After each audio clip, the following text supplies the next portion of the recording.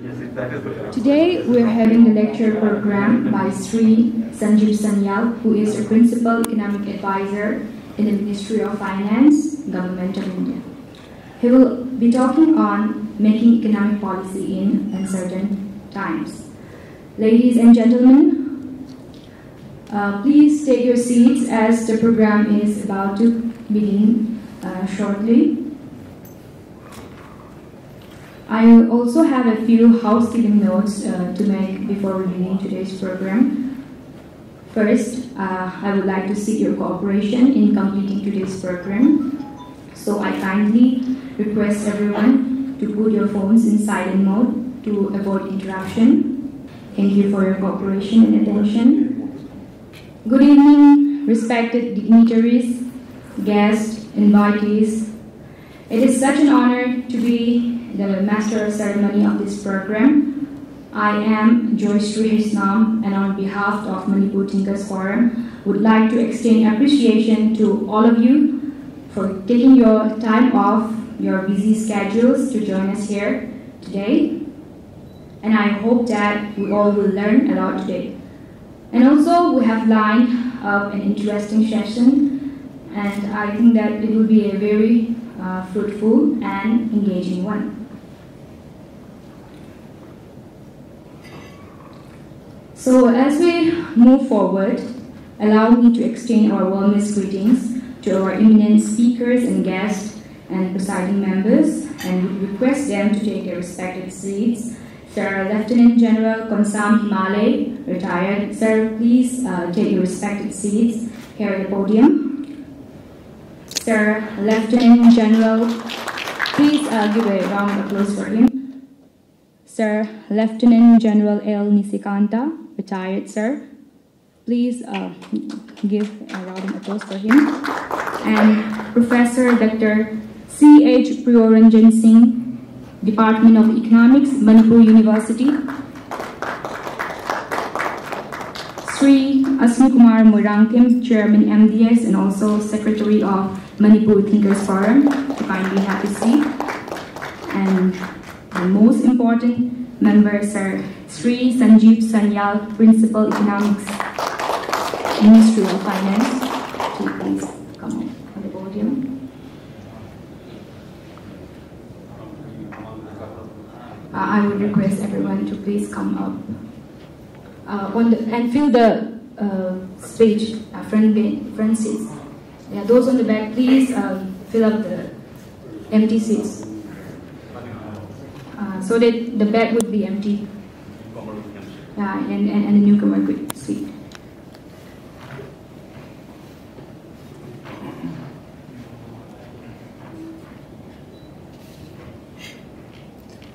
As we move forward, now I would like to call Ma'am Professor Binota Mainam, who is also the chairperson of Manipur State's Women Commission and member of Manipur Thinkers Forum, to kindly give a valuable and humble gift to the presiding members. Ma'am, please kindly do the honors.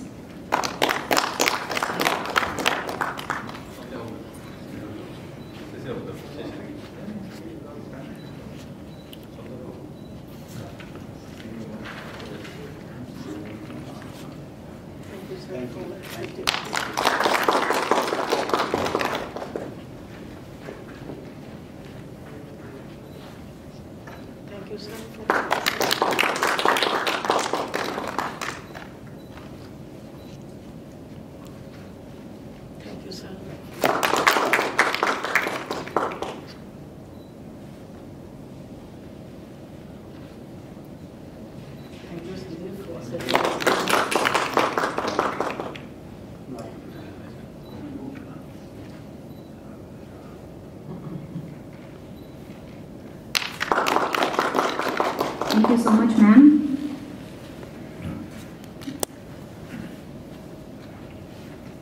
Distinguished guests and everyone present here, now we move on to the speech segment that is going to be started with a welcome and introductory speech. Please be invited Sri Asmikumar Moirangthim, MDS Chairman and Secretary of Manipur Thinkers Forum, to kindly give his welcome speech.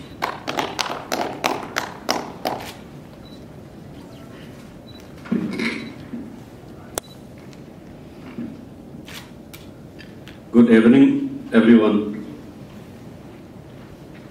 Nasigi Gamnasing Lava Namidangi Waram Havatare September Gitang Kunsa Manipuri or Itiasi or going to meet Zanin Tairabat Kuman Palan Inumit Asida Gamna Apikpa Adu Ayari and the Sawa Manipur Thinkers Forum in 2019 in Katkiva Independent Think Tangasigi Makada Chinjava Lecturers on Making Economic Policy in Uncertain Times Saiba PB Gadavan City Sanjip Sanyal Principal Advisor to the Government of India Na PB Asing Thorum Masida Election Vidiva Muruna President Members Singaina Han the Taram Sage Mingman Panjabada Lieutenant General City Council Himalaya Singh Retired Lieutenant General Sri Laifakum Nisikanta Singh Retired Aduga President Manipur Thinkers Forum Suen Harong Tam Upsari Matanga Padi Marona Manipur Girinon Academician Amati Academician Ubiraba was a Professor Dr. Sangtham Priyaranjan Singh Basu Manipur Thinkers Forum the Taraptaki Harong Tam Upsari Atu Padi Maruina Nasiki Lecture Pipi Gadoriba Pitibiko in a moment part of the Yoruba Apawa Academicians young dynamic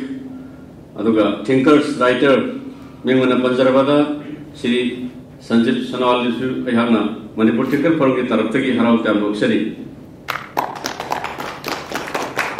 I take in the opportunity from in continuation of this welcome space I will add few words with kind permission of the Presidium members.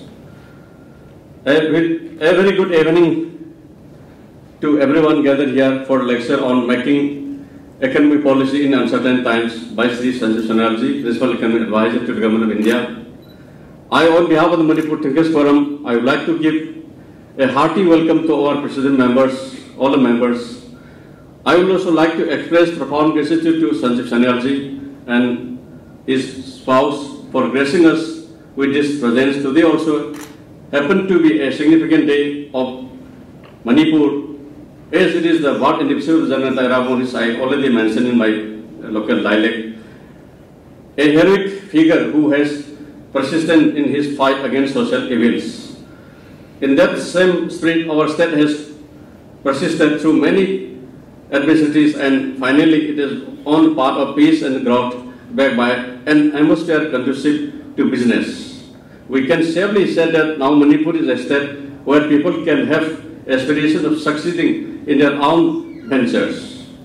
And it is such moment, it is very encouraging for us to have a highly respected and well-known economist of our country, Sri Sanjip Sanal, amongst us and sharing his expertise with all of us gathered here.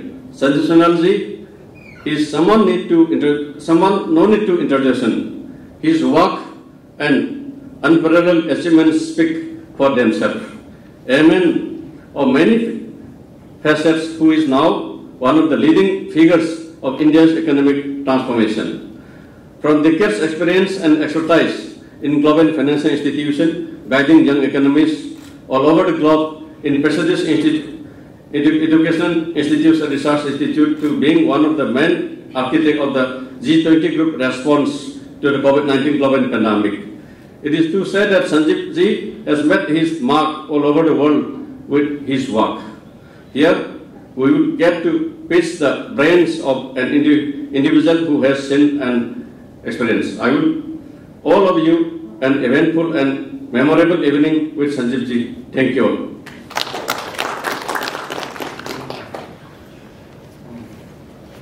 Thank you, sir, for the welcome speech. Now, I would like to invite Sir Sri Sanjip Sanyal to deliver his valuable lecture on making economic policy in uncertain times. Good evening, everyone, and thank you very much for making this happen this evening.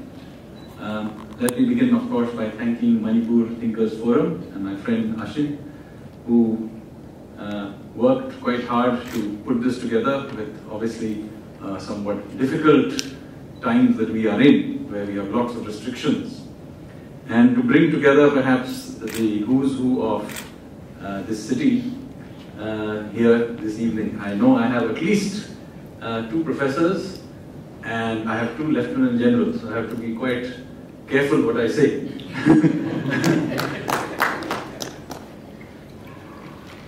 Now, the topic that I chose, as you know, I was originally, when I was discussing what to speak this evening, I was requested maybe I should give a talk on Manipur, but I said, what will I say about Manipur that you already do not know? Maybe I can go to Delhi and speak about Manipur, that will make some sense.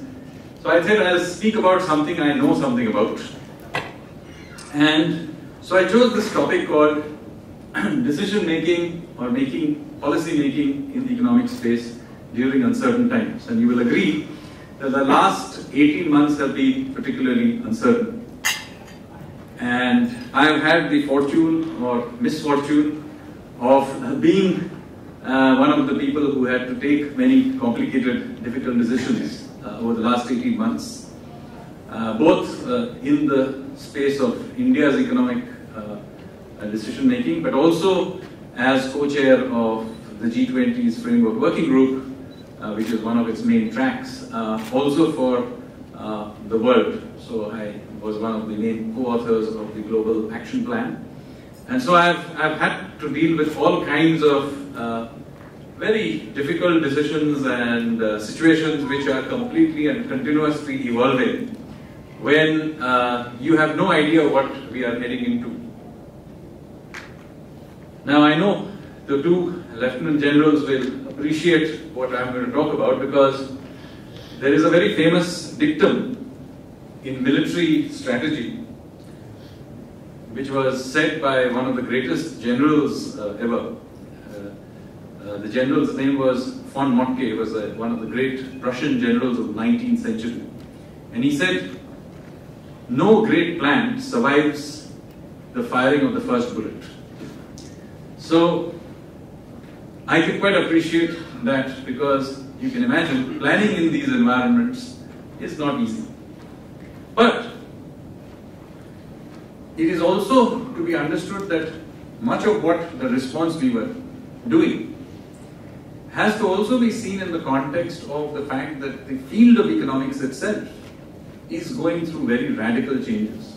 So what I learned when I was at the university in the textbooks is becoming quite rapidly irrelevant. And so, like other fields, economics too is an evolving field. And many of the ideas behind what is now emerging in the field of economics is coming from out of chaos theory and complexity theory. Ideas that are now applied quite widely in the sciences, but is only now filtering its way into the social sciences. Now you may ask, why does this matter? It matters because if you do not understand the intellectual framework which we use to respond, many often you may have thought that our responses are crazy. My job is to hopefully convince you that we are not as crazy as you may have thought. But first, let me say, you must understand the intellectual underpinnings of traditional economics that has dominated till now, particularly the 20th century.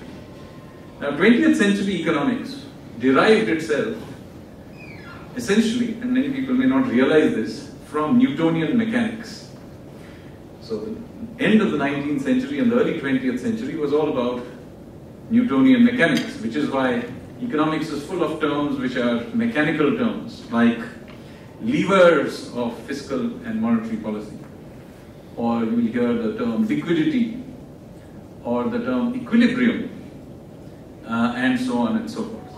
These are all terms clearly derived from Newtonian mechanics. Now, of course, physics broke out of Newtonian mechanics because of the Einsteinian revolution and quantum mechanics and so on. But it is only now, almost 100 years later, that economics is breaking out of this. So the problem with the mechanical approach to economics is that you get the impression that the economy is some sort of a gigantic Victorian steam engine, and if it's going too fast, then you need to pull the brake, and if it's going too slowly, you need to shovel in more coal in the form of fiscal and monetary policy. And this is not entirely a useless way of thinking about things. There are some uses for this. But it is not the only way of thinking about the world, because what if, instead of running on fixed lines, you live in a world which does not have any equilibrium? If we live in a world we are continuously buffeted, like we have in the last 18 months, by technological changes, natural disasters, geopolitics changing, the supply chains changing, consumer behavior changing, and all of these are actually interacting with each other in completely unpredictable ways, then how do you make decisions? So to understand this, let me give you an analogy. It's a simple analogy. I don't know how many of you own dogs. Do any of you own dogs? Yeah, some people owning dogs. So if you own dogs, even if you don't own dogs, I'm sure you've gone to a park and you've seen the following phenomenon. The owner of the dog throws the frisbee, the dog runs along, catches the frisbee. Now, that is what most normal people do. But if you are an economist, particularly if you are a government economist, historically this is not what you would do. You would go to the park and you would measure the speed of the wind. Then you would do a lot of research into the shape of the frisbee. Then you would research the breed of the dog and your own strength and the size of the park, and you would put it into an Excel sheet. And then you would run the Excel sheet many rounds, and then after some rounds, you would get a forecast. Now, if you happen to be a government economist, you take the forecast to the Frisbee Policy Committee, which would send files up and down. And after doing many rounds of this, the Frisbee Policy Committee would give you the official forecast about where the Frisbee will land. And then you will take your dog and put a post in the ground and tie your dog there. And then you'll go to the back and throw the frisbee. Now 99% of the time, the frisbee will not land anywhere near the post, and the dog will fail to catch the frisbee. Now the only person who will be surprised by this will be the economist. So the question is, how do all the other non-economist dogs catch the frisbee? So a lot of research, and you can do a slow-mo of a dog catching the frisbee and you will see what happens. This is roughly what happens. What happens is that the dog looks at the master, and the master indicates generally the direction in which he is going to throw the ball or the frisbee or whatever it is. Then the dog goes and stands in that direction, and then the frisbee is thrown. The dog runs with the frisbee, looks at the frisbee, runs along, looks at the frisbee, runs along, and as the frisbee comes down, the dog locks in, jumps, catches the frisbee. So what is the dog doing? The dog is not forecasting where the frisbee is going. All the dog needs is a general direction. After that, the dog is doing feedback and adjust. Feedback and adjust. Feedback and adjust. Now notice here, it is a reactive system. It does not require you to forecast where the world is going. If it is so difficult to forecast even something as simple as a frisbee, you can imagine how difficult it is to forecast where the world is going. So how do you, given this analogy, use it to think about making decisions in uncertain times? Now, let us go back to the March of 2020. What is the information we had? We knew that something very bad had happened in China. We did not know exactly what had happened. In fact, even today we do not know exactly what had happened in China. The WHO was entirely unhelpful. We knew that this has spread to northern Italy and it was killing a lot of people. And it was also spreading to other places. This was the net sum of the information we had about COVID on 15th of March 2020. Let me tell you, as I was inside the system, I will tell you, we knew nothing else. So everybody talked to the experts. So we called the experts. So the experts gave us their forecasts. Now, some experts said, don't worry, this is just another bad flu. You will remember this from the debates of that time. Other people said that it is so dangerous that millions of people will die in the next 3-4 months. Now, we are not the only people with this problem. Every government in the world asked the experts and it got the full range. People who said, don't worry, and people who said, it will go to kill everybody. So now what do you do? So there are different ways of dealing with this wide possibility of outcomes. One possibility is that you decide amongst the possibilities which is the most likely you think as a policy maker, this is the most likely possibility, and you opt for it. So this is the genesis of the Swedish model. You remember the Swedish model. So they decided that this is the most likely thing. They picked one expert and they went with him. Singapore also did something and changed its mind. UK, if you remember, it just said we'll do herd immunity, but after a little while they changed their mind. But here in India, we knew that with 1.35 billion people, we could not change our mind. Whatever we decided, we were stuck with it. So how do you choose? It's such a difficult choice. How do you choose amongst all of these fellows when if you get it right, you have no chance of changing? You're not Singapore that halfway through we can change our mind. Once you've opted, you're dead. If you get it wrong, you're in real trouble. So what do you do? Well, it turns out there are strategies of dealing with situations like this. One of those strategies comes from the world of derivatives and finance. So what you do in situations of risk is you do something called a barbell strategy. As you know, in a barbell, it has weights on two sides. So basically what you do is you mix two completely opposite strategies in order to try and deal with uncertainty, i.e. a situation which doesn't have any optimal path, no equilibrium in this. So what do you do? On one side, you hedge for the very worst outcome. You're not saying that it will happen, but it could happen. So you hedge for the very worst outcome. And on the other side, you move forward step by step through feedback loop, through Bayesian updating of your knowledge. So you make your way through the thing, not with a plan, because you cannot plan this, but you simply make your feedback loop adjust. That's what you move forward, hedge for the worst, move forward by step. So this is the context in the very end of March 2020, Prime Minister decided to go for the full lockdown. It is not because we didn't know it's a very disruptive thing. I can assure you, no economist would like to do this because it's an extremely disruptive thing to do to shut down the whole economy. It's a very costly thing to do. We were fully aware that, and there are all kinds of unintended consequences that can happen as a result of it. But what we were doing is hedging for the very worst possibility, i.e. supposing it turns out that this virus is as dangerous as the worst forecast is, and it really begins to killing millions of people, then what will happen? So at least just shut down the system. This gave us time to understand from information that others were giving us what is the nature of the disease, create some kind of quarantining facility, create some testing capability. Nobody knows what this disease is. How do you create a test for it? And very importantly, find out from those who were further down this trajectory, like Italy, since China was not willing to share information, that what is going on. So this is the context in which we did the first note. Now, as we moved forward into time, we got more information. We found out, for example, that this disease is dangerous, but it is not as dangerous, maybe the worst is.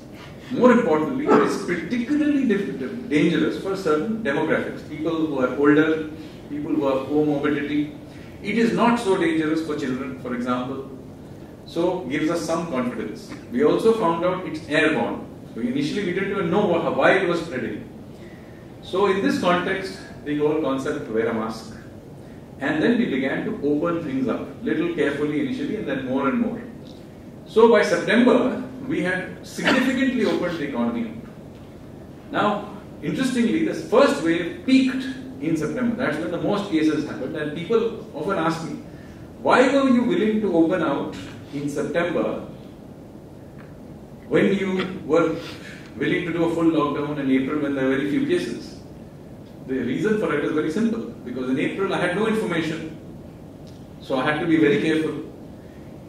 In September, I opened it up enough that at least the economy began to function somewhat. The worst we could keep it shut down. Because I was confident that this is not as dangerous as maybe the worst case. It is still very dangerous, but not as bad. So that is the context in which by September we had opened things up, and by October we had completely opened things up, and so on. Now notice, the way in which we dealt with this health cycle is very similar to how we dealt with the economic cycle. So obviously you shut down everything, it's bad, everybody's business shuts down. If people who have daily wages, they don't get their wages, it's clearly not a happy situation.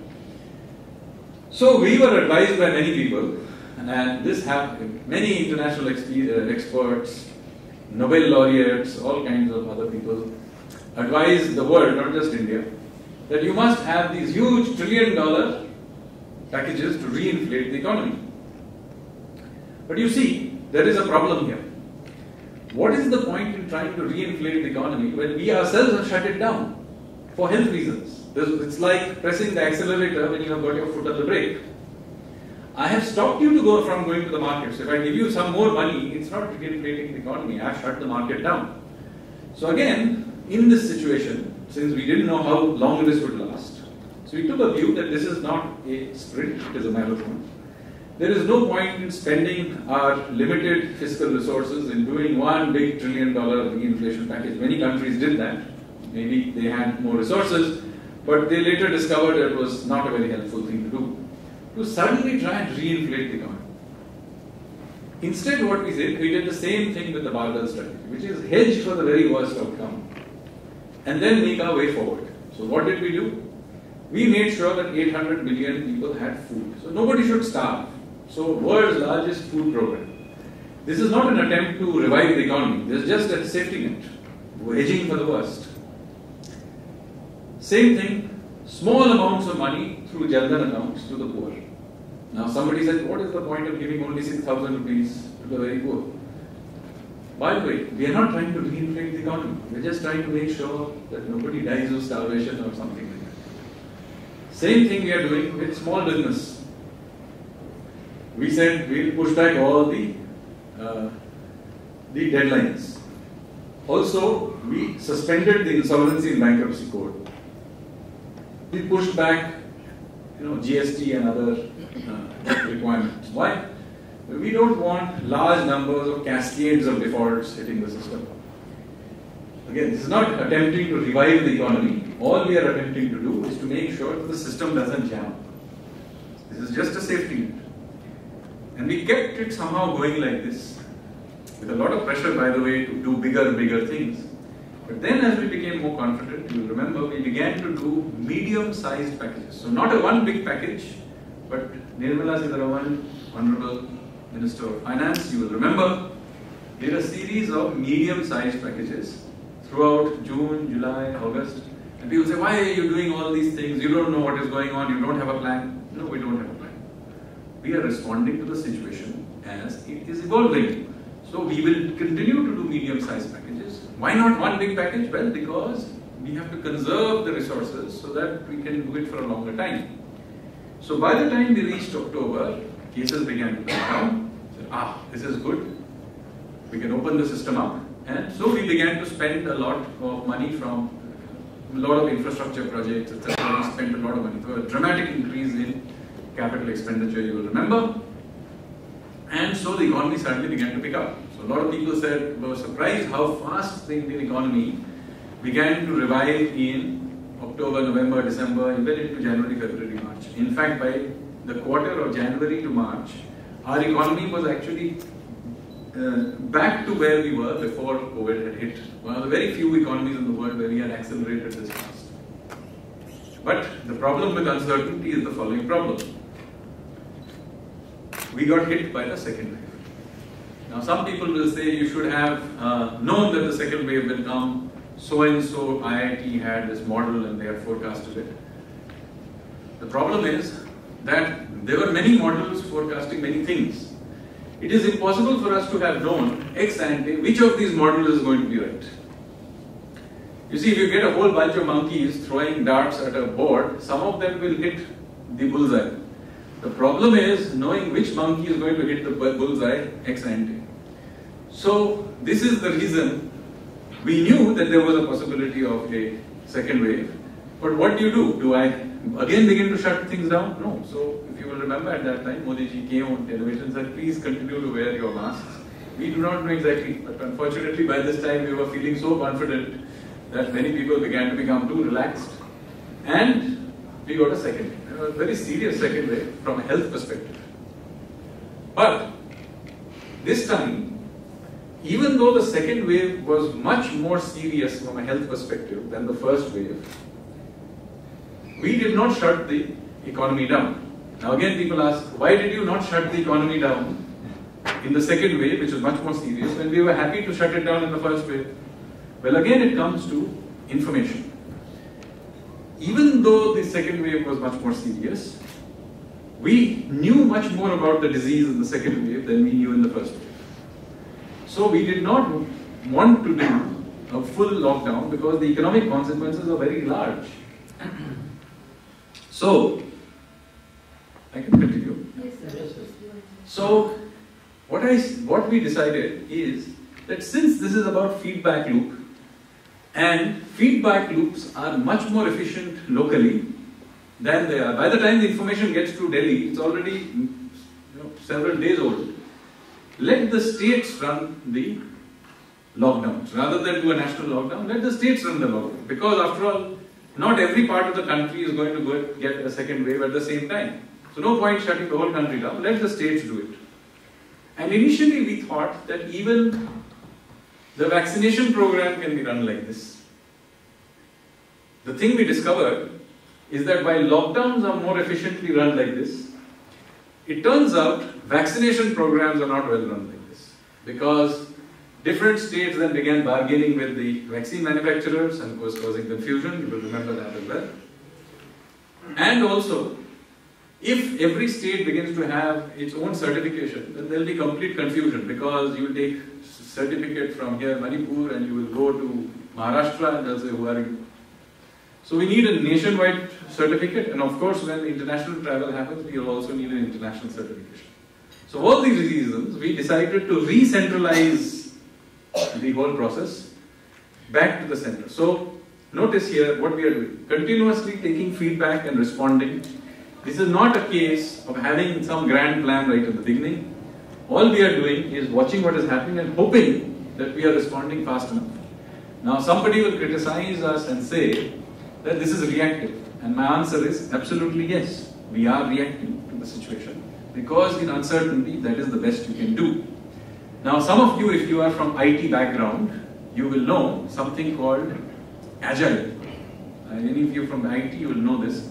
Actually, this is a very commonly done thing in software and other rapidly moving technology fields, where you actually introduce the product and then fix it. Because if it is this technology is moving so fast, you cannot wait till the thing is perfect. Now that I have explained this to you, let me show you why this is actually a very important part of how new economics is emerging. See, as I mentioned right at the beginning, old economics of the 20th century was based on this idea that there was something called an equilibrium. And what you were attempting to do was to find where that equilibrium was and to try and find policies that would reach that optimal equilibrium. So it was all about optimizing to the best equilibrium. So the difference between socialist and free market policies was this, that the socialists believed that bureaucrats sitting in the planning commission knew where this optimal equilibrium was and they could plan their way to that optimal equilibrium. Those who believed in free markets believed that if you let everything be free, then the invisible hand will somehow take you to this optimal equilibrium. Now notice, however, that they both believe in the existence of this optimal equilibrium. In that sense, they are actually very close cousins. But the problem I will ask you is, when was the world in equilibrium? Is the world today in equilibrium? Now you will say, no, these are very uncertain times, obviously the world is not in equilibrium. But surely the world is normally in equilibrium. So I said, okay, let us go back 10 years back.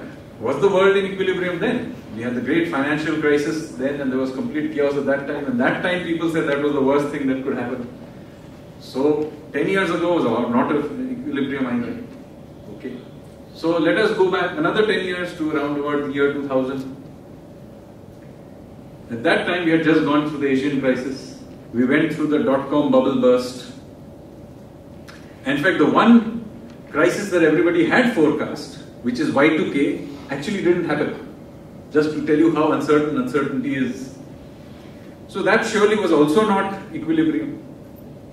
So let's go back another 10 years. At that time, the Berlin Wall had fallen. Soviet Union collapsed. We ourselves had a major economic crisis. Was the world in equilibrium? No.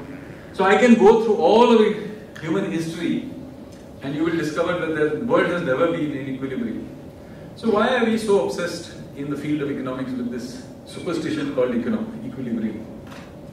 So if now you have to design economics for a world which does not have equilibrium, which is full of uncertainty, where you are continuously buffeted, you are in a continuous state of random shocks hitting you. It may be political, geopolitical, all kinds of things. After all, again, it's not just economic shocks that affect economics. It can be, who could have predicted that the world's biggest superpower would be forced to leave in this way from Afghanistan by a group of ragtag irregulars with, small arms. So since it is so uncertain, the point that the new economics that is emerging is that we should begin to look on economics as a field of how to respond to uncertainty rather than to have fixed ideas about where the world will go. And we'll say, okay, that's good.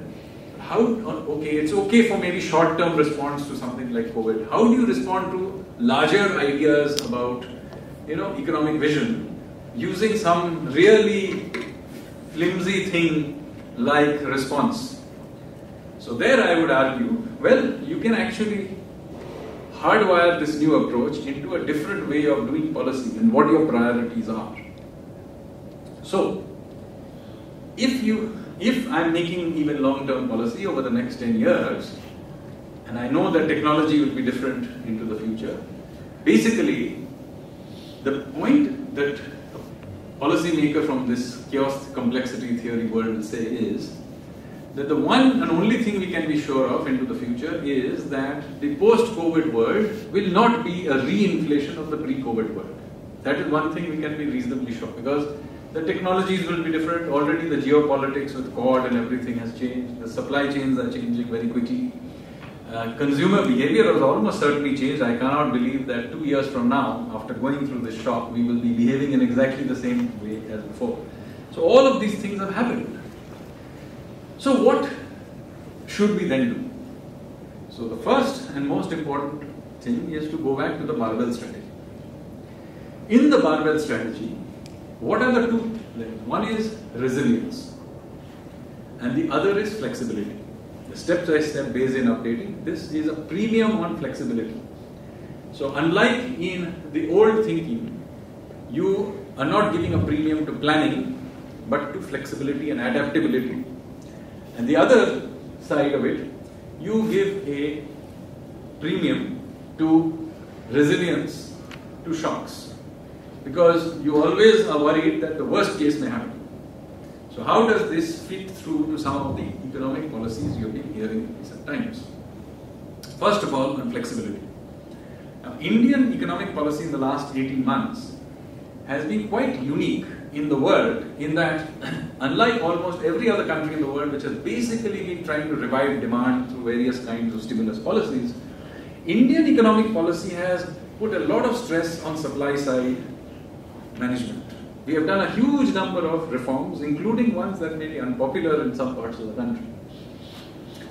For example, I'll give you a whole bunch of them.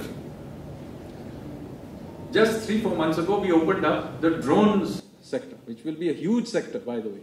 We have now the world's most open drones policy to allow Indian innovators to do whatever they want and experiment in the field. Similarly, we used to have all these archaic restrictions on maps.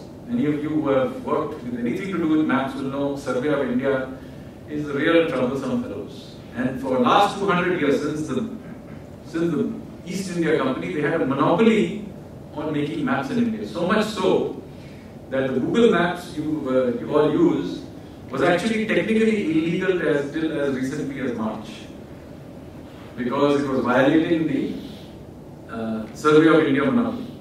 So we removed all the monopoly. Like that, we have removed many such restrictions and opened new sectors out.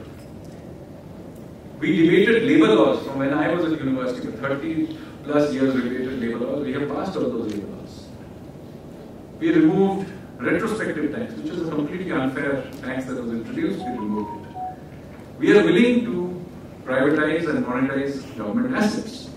This is not because we are ideologically opposed to having public sector. There are certain areas of public sector which we will retain, and we have said so. There are strategic areas where we do have government presence. In fact, we are not even shy about creating new government public sector enterprises, such as the new Development Finance Corporation that we are introducing, or we have created NIIF, an Infrastructure Investment Institution. So we are quite happy to even create new ones. So this is not an ideological problem. All we are doing is got to be flexible. Depending on the times, you've got to be willing to carry on and privatize those areas where the Indian government should not be there today. For example, there is no reason why the Indian government should be running airlines or running hotels and many other things that we are now wanting to privatize. We will also monetize assets where we can take those resources and put it in other places. It could in some cases be a new public sector area. But the idea here is that we are opening all these sectors up. And this is about essentially adding to the flexibility of our economy. This is the context in which, incidentally, we are also doing farm laws, which have seen, not here maybe so much, but in Punjab and some parts of Haryana, there's been a lot of opposition to it. Let me explain why farm laws. Because you see, our agricultural policy as it stands today was evolved in the 1960s when there was a lot of shortage of grains, calories. Actually, people would run out of food and we were starved, because we had had that experience under British rule, which was relatively recent memory, Bengal famine and so on. So our policy was grow cereals, wheat and rice in particular. So our entire agricultural policy was about growing more and more calories and cereals. Still we have now reached that we are growing so much of it that we possibly could not eat it. So a very significant proportion of the food we now grow is actually wasted. And we are actually pumping chemicals and pesticides into the ground, pumping out groundwater and growing grains which we don't want to eat, which we are subsidizing. This is the worst possible economic policy you can imagine. So at some point, clearly we have got to move away from this economic policy. And one way of doing that is to start unwinding the old APMCs and other things and allow for more fluid markets, flexible markets. Now, why is this also further important in the age of climate change? Because if climate change is an unpredictable pace, one of the things we may have problems with is water. And the best place to conserve water is to keep it on the ground where it is now, rather than pumping it out to grow rice in a place like Punjab. And then you have stubble that you burn, and we have pollution also on the road. So this is clearly at some point in time, we have to rethink these things. And hard policies have to be taken, even if they happen to be somewhat unpopular. So yes, we are happy to help make some changes at the edges too, so that the transition is smoothened out. But in the end, we have to be committed to these economic policies. In fact, we have been debating these economic policies, and every agriculture expert has been in favor of exactly these reforms that I discussed for at least 30 years. There is no agriculturist or economist who at some point in time has not advocated doing exactly these policies, including opposition parties who have included them in their manifestos in the past. So many of those who are now crying that this is the wrong policy, if you go back and look at their own writings when they happen to be in where I am, in the place I am today. And they had all advocated in the economic survey, which some of my predecessors have written there, that these agriculture policies should be done. So we have now done it, but many of them are not critical. So the first point that I'd like to make is, we are trying to make our labour markets flexible, trying to make our public sector more flexible, trying to open out and deregulate new sectors. Why? So that the Indian economy is much more flexible going into this uncertain world where I cannot predict where things will go. This will allow new Indian entrepreneurs to come in and be able to respond. The second important thing we need for dealing with flexibility is, of course, finance. And here, we had a real problem till a few years ago, that because of irresponsible lending, our banks were essentially bust. 2015, our banks were basically bust. And this was not due to large numbers of people going bust, but actually just 50 large corporations which accounted for 2/3 or more of the bad loans of the banking system. We have spent many years fixing this thing. The good news is that after all this effort, our banks are actually in a much better position today. Despite this last 18 months of COVID crisis, and where a lot of stress obviously fell on them as well, our banks are actually better today than they were 3-4 years ago. So we have cleaned up our banks. One of the last banks left, which were under RBI supervision, was just opened up. I think the Overseas Bank of India. I think there is only one bank left under direct supervision of RBI. And the rest have now been opened up. They are run by their own managements. We had problems with some private sector banks as well. Their managements were changed, like Yes Bank, and they are also now in good position. Why am I telling you this? Because, as you know, the stock market is doing well. So the capital markets part of the source of financing is full of cash, but no economy can grow on just one leg. So capital markets doing well. Now we have banking sector also doing well, and they are now finally, after many years, in a position to begin lending again. So that is again a good thing about growth. Two things on flexibility: the policies are opened up, and financing is available. And any of you who have attempted to take loans today will know that the cost of financing has come down very substantially. I think you may be able to get a housing loan maybe at 7% or something like that today, which is unimaginable. When I took my very first loan to buy a car back in 1995, yes, I'm older than I look, I took it at 21%. And some of you may remember taking loans at those kinds of interest rates, 18-19%. You can today get something at 7%, which is not bad. The government of India borrows at 6%. So this is a dramatic lowering of the cost. So this is one part of the thing, one part of the barbell. The other part of the barbell is resilience. And there you have to understand the concept of Atmanirbhar Bharat.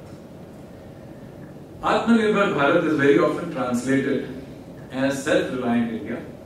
That is what it means. But be very clear, this is not an attempt to go back to Nehruvian era license permit Raj.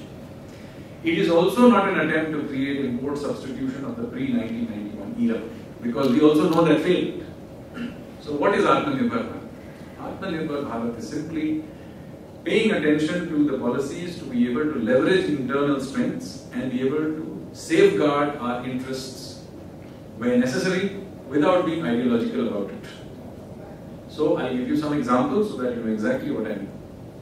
There was a lot of pressure on India, as you know, to join RCEP, which includes many Southeast Asian countries, Australia, but also China. Many of those countries, we have already got free trade agreements, so it effectively meant joining a free trade agreement with China included in it. We took the view that there is no point in joining a club where the tiger is inside the cage and you are inside it with it. So we opted out of it. This is not because we have some ideological problem with free trade agreements. We may actually sign with other countries. But we were uncomfortable. We felt that our national interest will not be served by being in a free trade agreement with China, for a variety of reasons that you all know. So we took the geopolitical call that we will not join us. This does not mean that we will not trade with China. It just means that we do not want a free trade agreement with them where various controls will cease to exist. We want to have a certain amount of control on both investments and trade. And so that is why we kept out of it.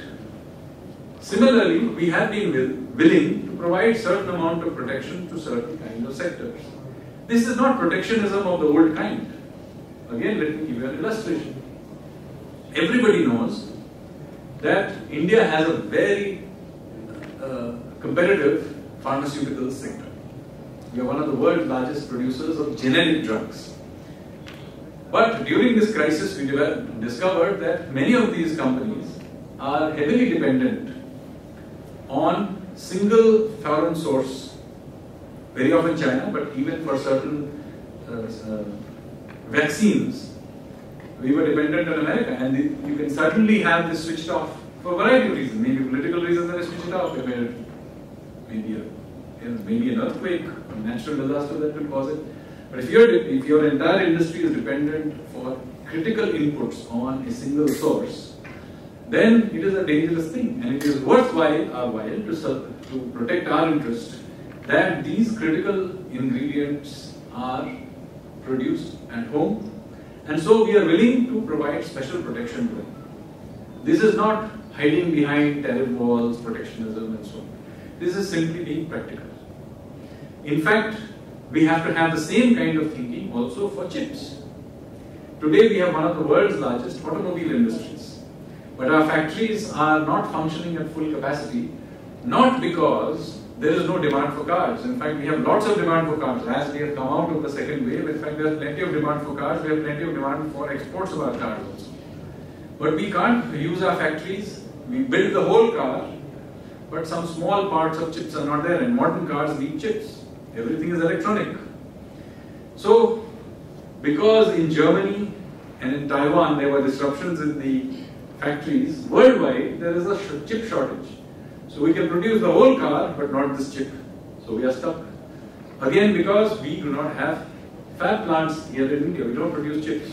So this very small input has meant that we cannot do. So again, it makes sense for us to go out and talk to the big chip manufacturers like those from Taiwan. You put up a factory here, we'll provide you a subsidy. This is not protectionism. This is simply practical. Same thing we are doing with something called a PLI scheme, production linked incentives.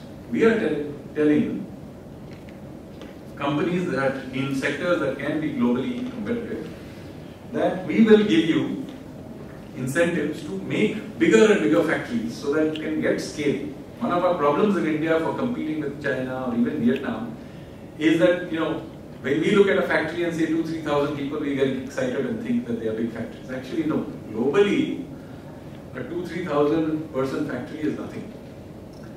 In China, you will find factories of 20,000 people, and we have the population, we need those kinds of factories. So we need to be able to give incentives for people to become ever larger. Unfortunately, in India, till very recently, our policies were set up in such a way that they used to disincentivize somebody from becoming very big. We had inside us some sort of a socialist idea that if somebody became big and you supported him, then this fellow is already big, you are helping him become even bigger. But if he doesn't become bigger, how is he going to compete with the rest of the world? Right?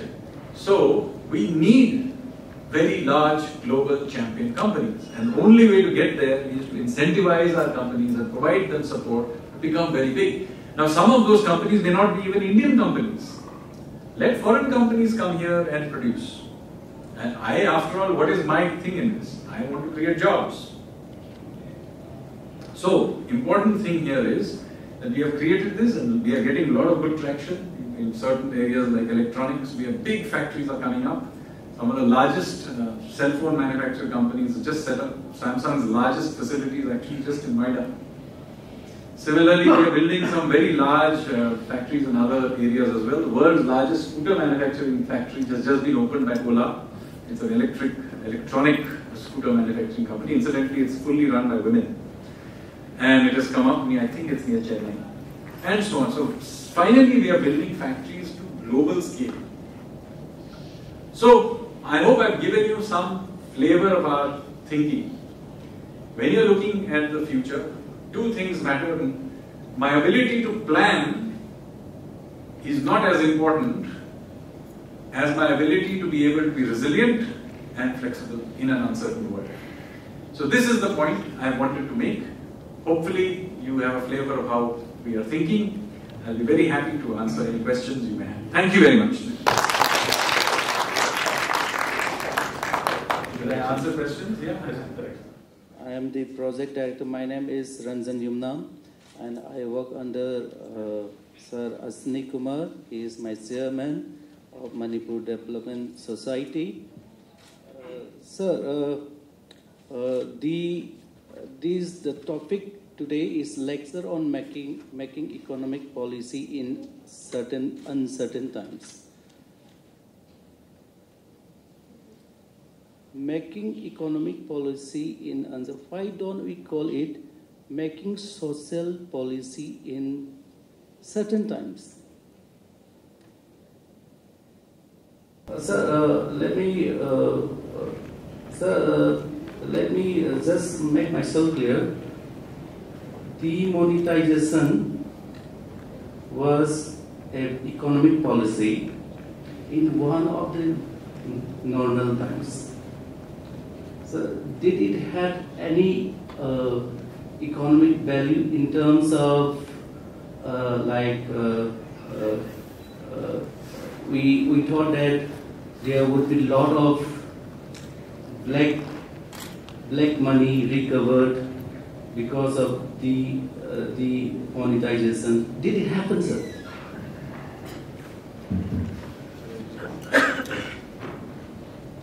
Thank you very much. Well, the point that I was making, I would not call it social policies in certain times, because the starting premise of my speech is that there is no such thing as certain times.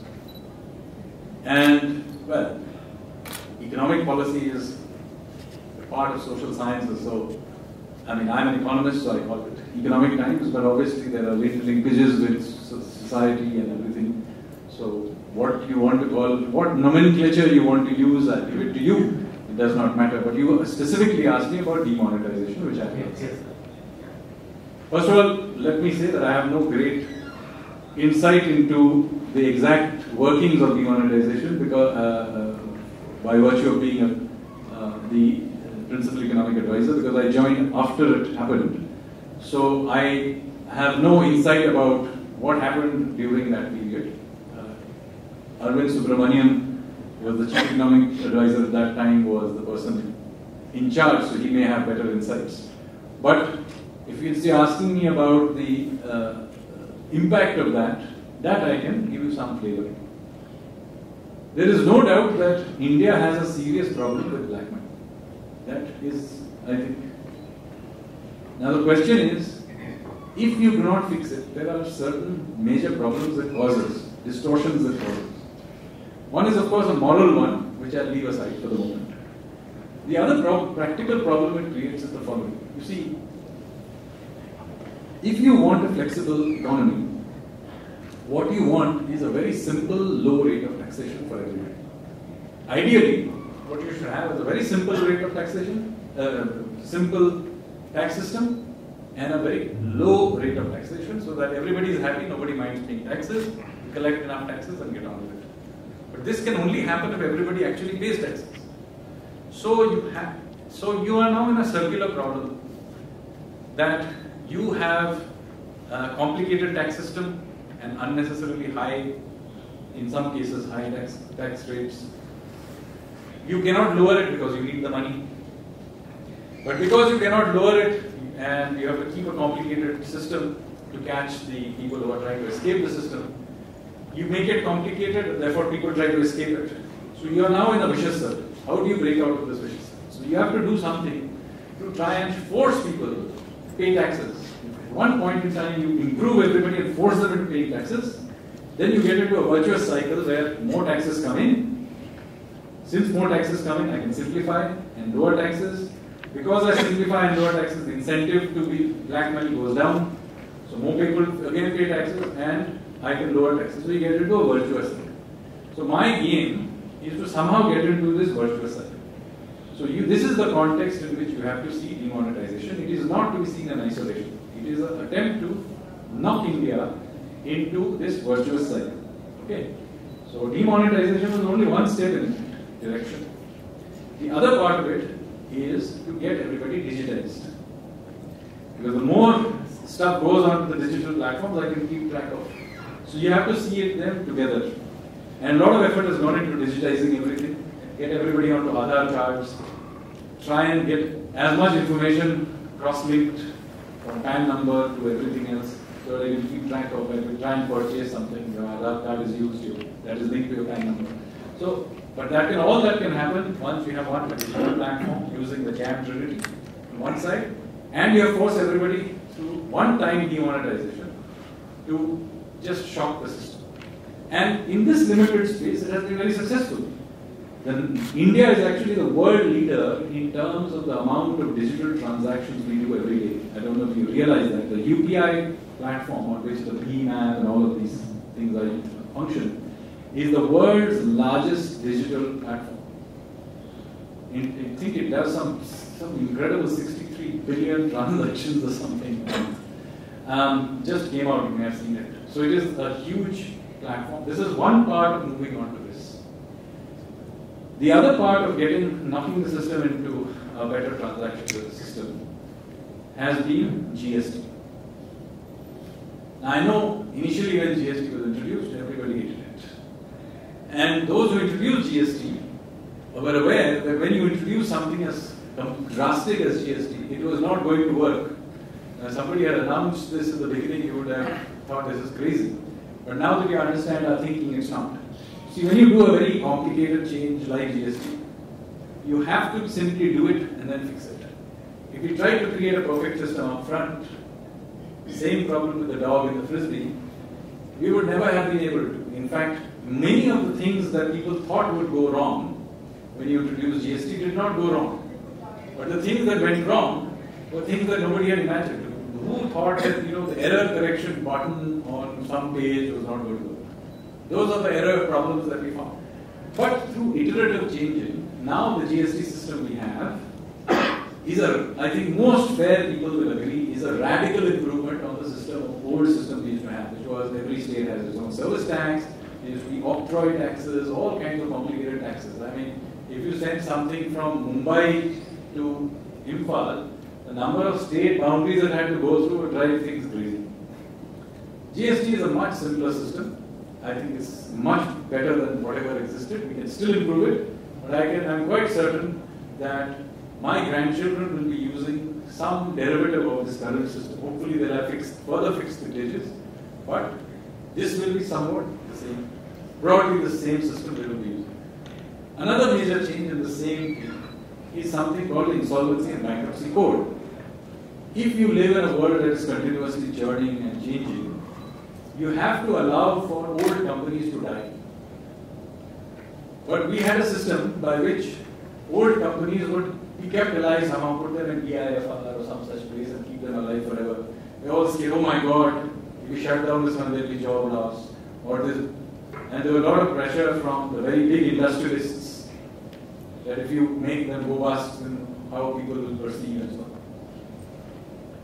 We took many of the largest companies in this country, like SR, took them through the insolvency bankruptcy system and made them bankrupt. What happened? Nothing very bad happened. Somebody bought those assets, there was some disruption, but somebody else bought those assets, they are running those assets. And they are now creating jobs. Same thing they have done with airlines. Jet Airways will die, then aviation will die, nothing happens. Some new fellow begins to set up a new industry. So it may be bad for jet. Insolvency and bankruptcy is bad for Jet Airways, but it is not bad for aviation industry. We have continuously kept Introducing new companies come. Now nobody remembers Kingfisher. There used to be even before that East West Airline. None of you remember maybe some of these names. Damania. So many companies came and many companies left. That does not mean Imphaal's air connectivity collapsed. In fact, if anything in the last 5-6 years, your air connectivity is perhaps improved. And now we're going to improve your airport through the UDAN scheme. So, again, notice here, our thinking process is you keep having iteration. And by doing this, you are allowing for bringing a competitive system which has a simple framework, and you bring everybody onto a formal network. And it is happening. Last few years, last 1 year, we had record number of companies registered. Many informal companies are registering. I don't know if it's happening here in Imphal, but certainly in many other parts of the country. People who said, no, I will not keep myself outside the tax system, they are now realizing being inside the GST system is a good thing. They are registering. So we are having a record number of people coming onto the system. As everybody comes onto the system and everybody has an Aadhaar number and all these kinds of things, what can we do? Well, we can simplify our tax system. Now we don't need those exemptions, exceptions, all those things. Simple tax system, keep lowering it. And yet, guess what happens as a result? Tax revenues boom. In the last 1 year, we have had the worst of economic times. But just look at our direct tax collections. Record direct tax collections we are getting. So just imagine if we had actually had normal times, we would have had, so as a result of this, surprisingly, many countries in the world don't have money to spend. The Indian government now has actually got money to spend. We have more money than that we had ever expected. And if we didn't have this fear of a third wave coming, we would have really opened up the gates and spent more. And I'll tell you, we are going to spend on infrastructure in a big way. We have the money to do it. And we can spend. And as we accelerate the growth, more money will come, because now we have a system where as growth comes, the tax system collects taxes. So then allows us to spend more, and so we have a good system of spending. So we are actually in a good position. Our banks are in a decent shape.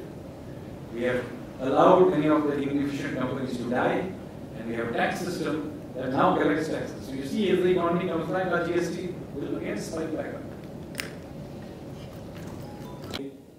In some cases, high tax rates. You cannot lower it because you need the money. But because you cannot lower it, and you have to keep a complicated system to catch the people who are trying to escape the system, you make it complicated, and therefore people try to escape it. So you are now in a vicious circle. How do you break out of this vicious circle? So you have to do something to try and force people to pay taxes. If at one point in time you improve everybody and force them into paying taxes, then you get into a virtuous cycle where more taxes come in. Since more taxes come in, I can simplify and lower taxes. Because I simplify and lower taxes, the incentive to be black money goes down. So more people again pay taxes, and I can lower taxes. So you get into a virtuous cycle. So my game is to somehow get into this virtuous cycle. So this is the context in which you have to see demonetization. It is not to be seen in isolation. It is an attempt to knock India into this virtuous cycle. Okay? So demonetization is only one step in that direction. The other part of it is to get everybody digitized. Because the more stuff goes onto the digital platforms, I can keep track of. So you have to see them together. And a lot of effort has gone into digitizing everything. Get everybody onto Aadhaar cards. Try and get as much information cross-linked from PAN number to everything else, so that I can keep track of if you try and purchase something, your Aadhaar card is used, that is linked to your PAN number.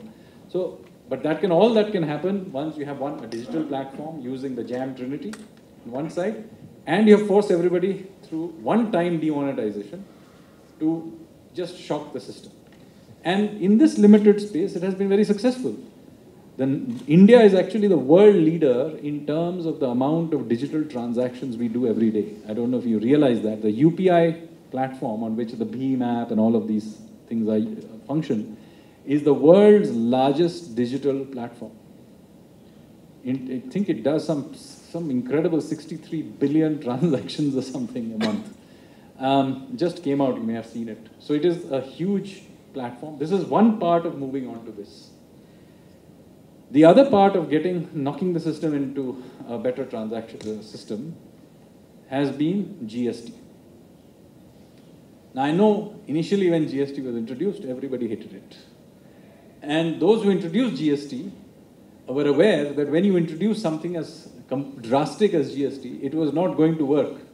Now, if somebody had announced this in the beginning, you would have thought this is crazy. But now that you understand our thinking, it's not. See, when you do a very complicated change like GST, you have to simply do it and then fix it. If we tried to create a perfect system up front, same problem with the dog and the frisbee, we would never have been able to. In fact, many of the things that people thought would go wrong when you introduced GST did not go wrong. But the things that went wrong were things that nobody had imagined. Who thought that, the error correction button on some page was not going to work? Those are the error problems that we found.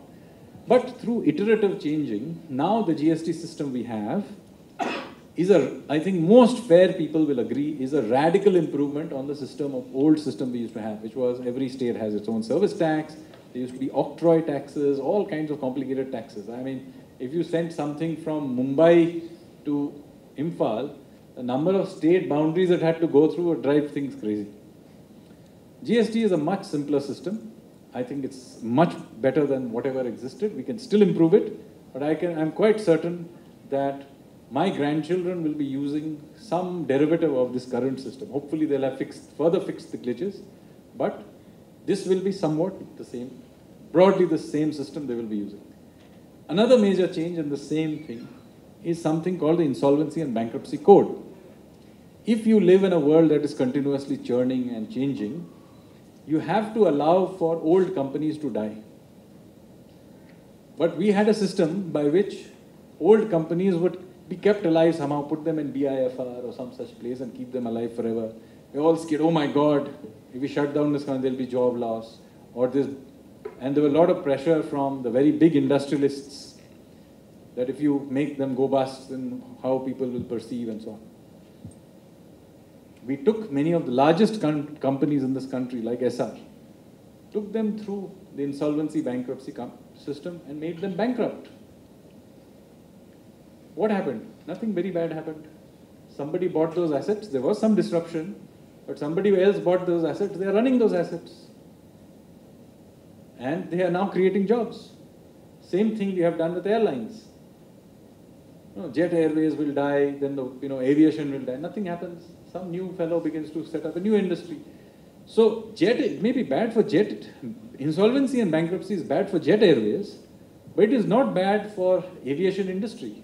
We have continuously kept introducing new companies come. Now nobody remembers Kingfisher. There used to be even before that East West Airline. None of you remember maybe some of these names. Damania. So many companies came and many companies left. That does not mean Imphal's air connectivity collapsed.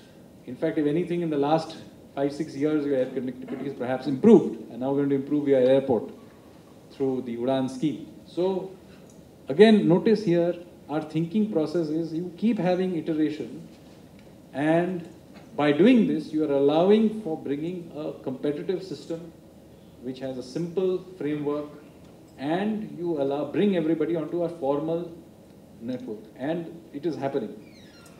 Last 1 year, we've had record number of companies registering. Many informal companies are registering. I don't know if it's happening here in Imphal, but certainly in many other parts of the country. People who say, no, I will not, I'll keep myself outside the tax system, they are now realizing being inside the GST system is a good thing. They are registering. So we're having a record number of people coming onto the system. As everybody comes onto the system and everybody has an Aadhaar number and all these kinds of things, what can we do? Well, we can simplify your tax system. Now we don't need those exemptions, exceptions, all those things. Simple tax system, keep lowering it. And guess what happens as a result? Tax revenues boom. In the last 1 year, we have had the worst of economic times. But just look at our direct tax collections. Record direct tax collections we are getting. So just imagine if we had actually had normal times, we would have had, so as a result of this, surprisingly, many countries in the world don't have money to spend.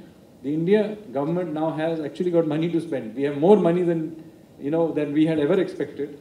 And if we didn't have this fear of a third wave coming, we would have really opened up the gates and spent more. And I'll tell you, we are going to spend on infrastructure in a big way. We have the money to do it, and we can spend. And as we accelerate the growth, more money will come, because now we have a system where as growth comes, the tax system collects taxes. So then allows us to spend more, and so we have a good system of spending. So we are actually in a good position. Our banks are in a decent shape.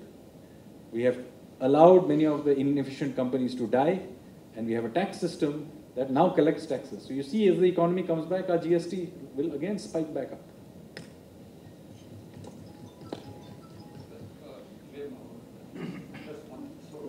Okay, second question, please give the mic to him. Give the mic. I think I can speak quite loud. I think the recording. Yeah, the mic would be better. It's all recording. It's all recording. All right. Sir, my name is Homen, and I'm a teacher. And it's really, we are so overwhelmed by your, the kind of new insights that you have given us. And also at the same time, keeping abreast and informing us of what is actually happening. Here comes my question. Okay, we are moving away from the equilibrium theory, and we are responding to the uncertainties. Does it normatively mean uncertainty has become the normalcy?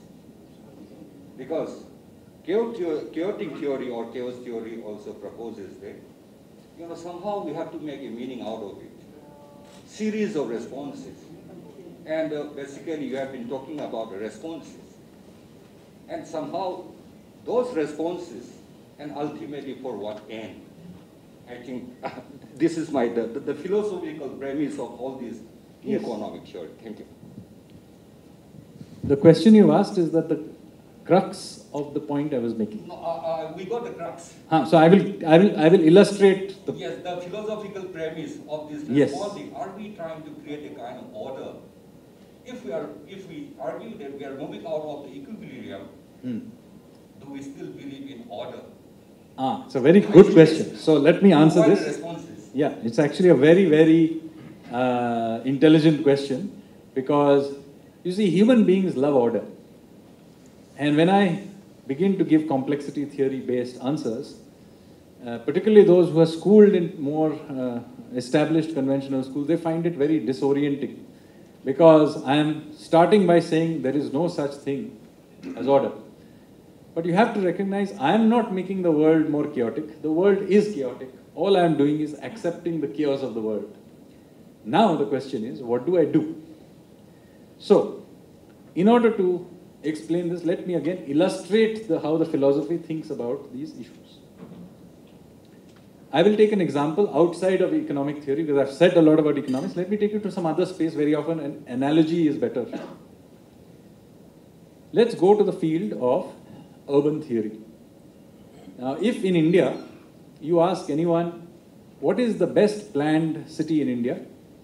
After about 15 minutes, everybody says Chandigarh. Even if they have not been to Chandigarh, they'll say Chandigarh.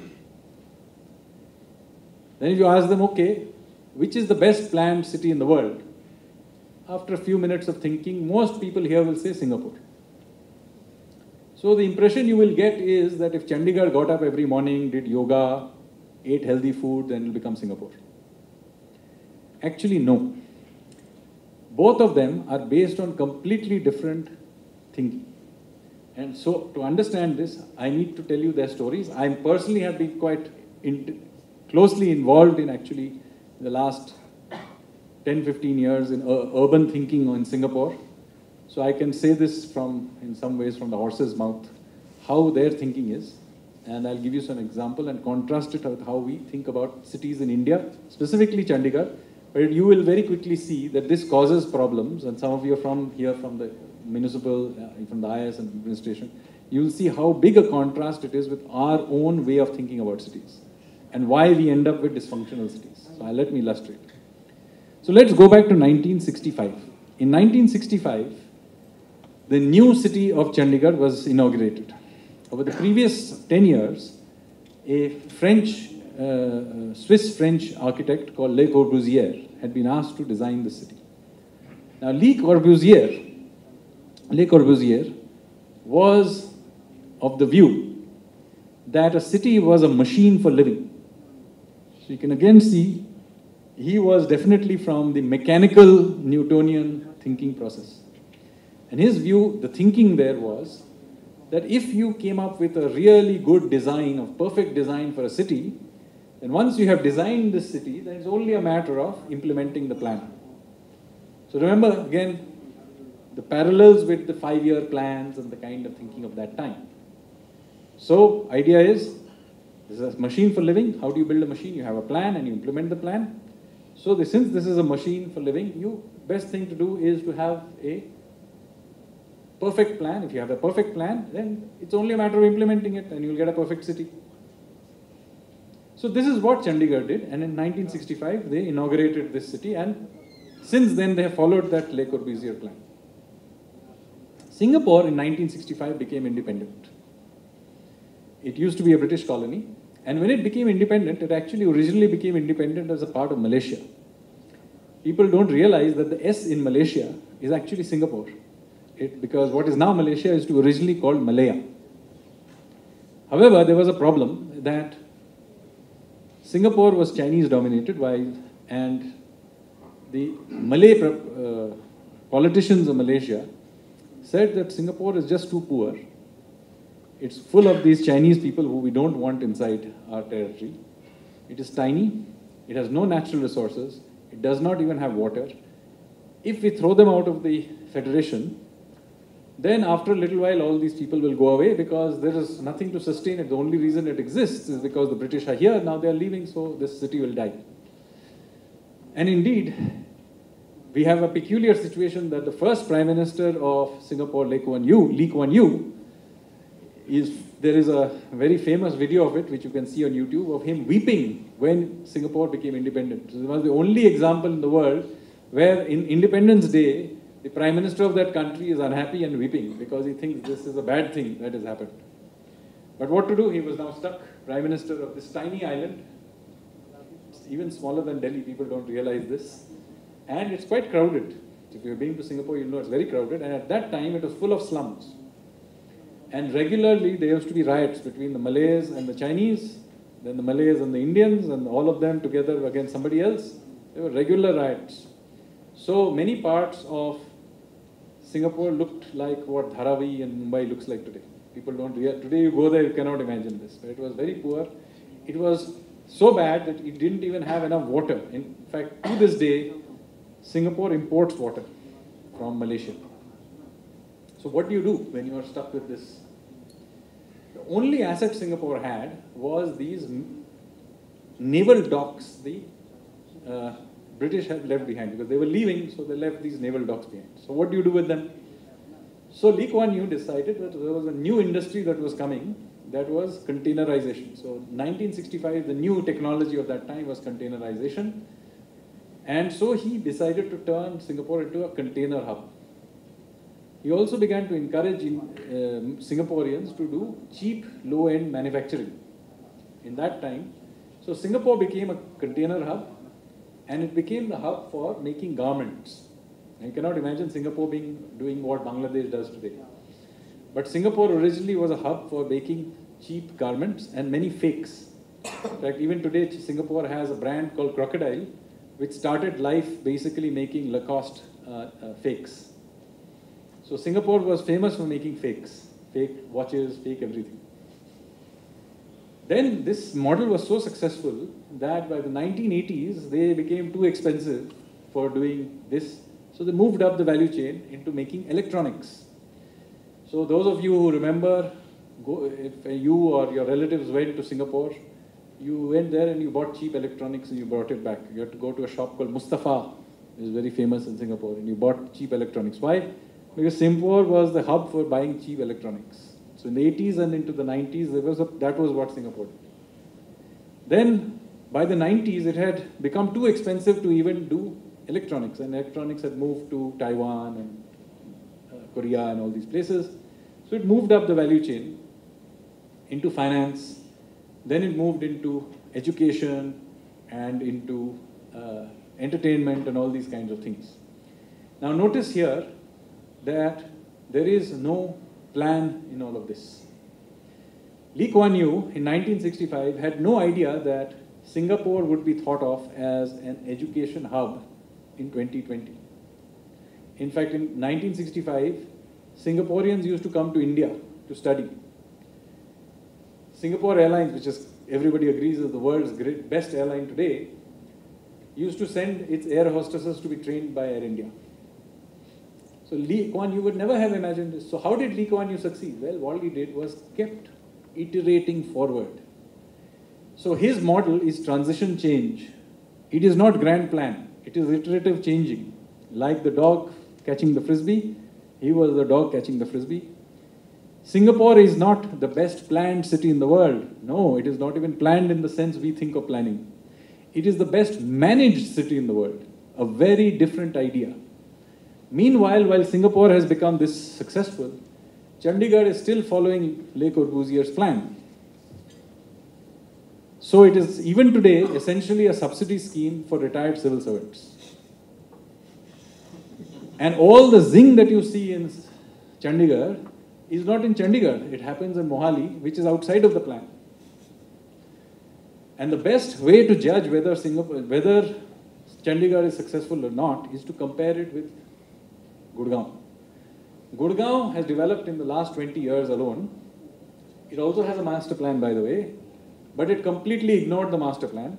All the robber baron developers did whatever they did. They paid off whoever they had to, and they did whatever they wanted to do. But despite having completely followed no rules, the outcome is actually better than Chandigarh. And the best way to, you will say, no, you know, there are all these urban problems in Gurgaon, roads are bad, this, that, the other. I'll say, yes, but that is the result of its success. It's succeeding too much, therefore it's expanding too fast. This is not due to its failure. And the best way to judge which one is more successful is the following. So I always ask, when I make this kind of presentation in a place like Chandigarh, obviously everybody gets annoyed. So I said, okay, just be honest to yourself.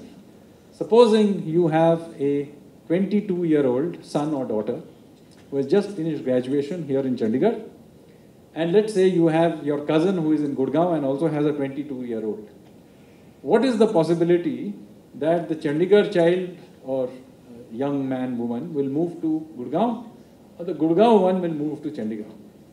And quite honestly, everybody agrees that 99% of the time, the Chandigarh 22-year-old will move to Gurgaon and not the other way around.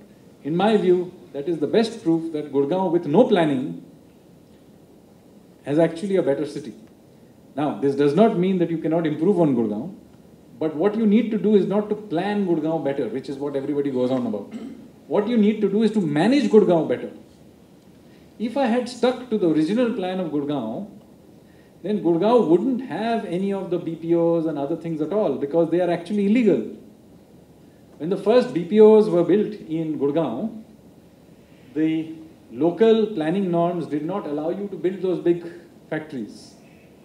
Big service factories, you can call them. In fact, there is something called the Punjab Shop Establishment Act, which actually states that women cannot work after 9 o'clock. But 30%, 40% of the people working on all these BPOs are women. And because they are servicing clients in other countries, they are working all night. So all these BPOs are actually, till very recently, they changed it now, but till very recently, the entire BPO industry in Gurgaon was illegal. But can you say that it was bad? No, it was clearly a very successful model. The point I was making to you, going back, sir, to your point is, absolutely, the point is that we have to embrace uncertainty and adjust to it, and getting caught in bureaucratic rules, etc., just because they are there, we have to get around, because it is the rules that need to be changed. It is not history that will change to the rules, but the rules have to change to history. I hope my point was reasonably clear. Thank you. Yeah, thank you. Yes. Hello. Very good evening, Sanjeevji, and everyone. I'm sorry I was slightly late. We are really, fortunate to have a person like you amongst us. I have this habit of taking maximum advantage of any conference or seminar to the users of the state or to our people. Now, the topic making economic policy in uncertain times is, I think, really apt for Manipur, because we are really in uncertain times in every way. Number one. Number two, we don't have an economic policy. No wonder our liabilities are running higher and higher every day. Now, my concerns are about to, like, we all know that any economic development is based on two things. One is productivity and one is market. Now, the government of India has made policies, but policies have been against productivity. One is this, freebies given to Northeast states, whereby the productivity of the people are killed. We are not allowed to demonstrate our skills because we are given free. We are not allowed to obtain, achieve optimum, performance. So in terms of Government of India's views, how can you change this? This is one. And I'll just finish. 2 points I will make. So my request is that the policy of giving freebies, not dependent on results, these policies should be changed, maybe gradually, not suddenly, because if suddenly change, we may get shock, and people die in shock. This is one point. Second point is, you know that skill development schemes all over India has been a big failure. In the first term of Narendra Modi's government, even though I am from BJP, I am being bold enough to say that it has been a big failure because the main objective of the policy was to reduce the gap between the institute and the industry. Rather, to enhance the employability of the people.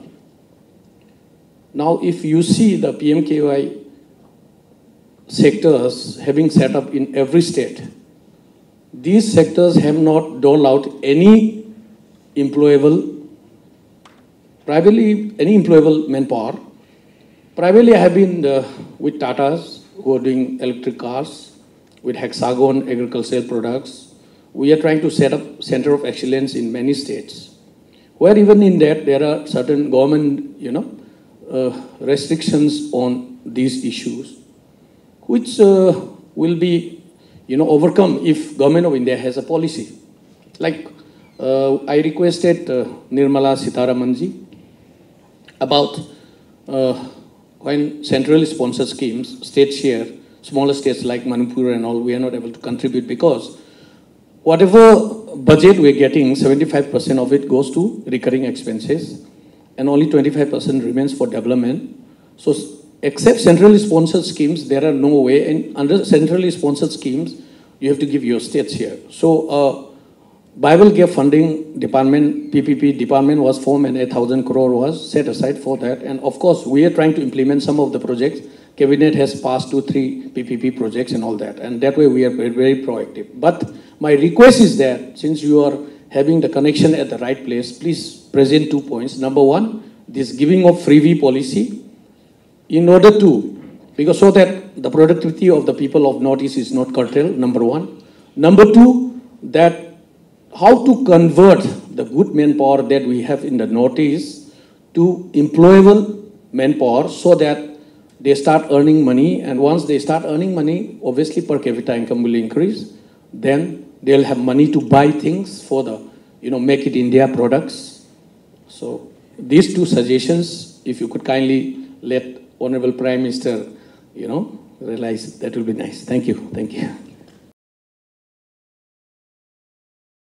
You said Manipur is in uncertain times. Let me say that the point about my talk in the earlier part was all places at all times are in uncertain times.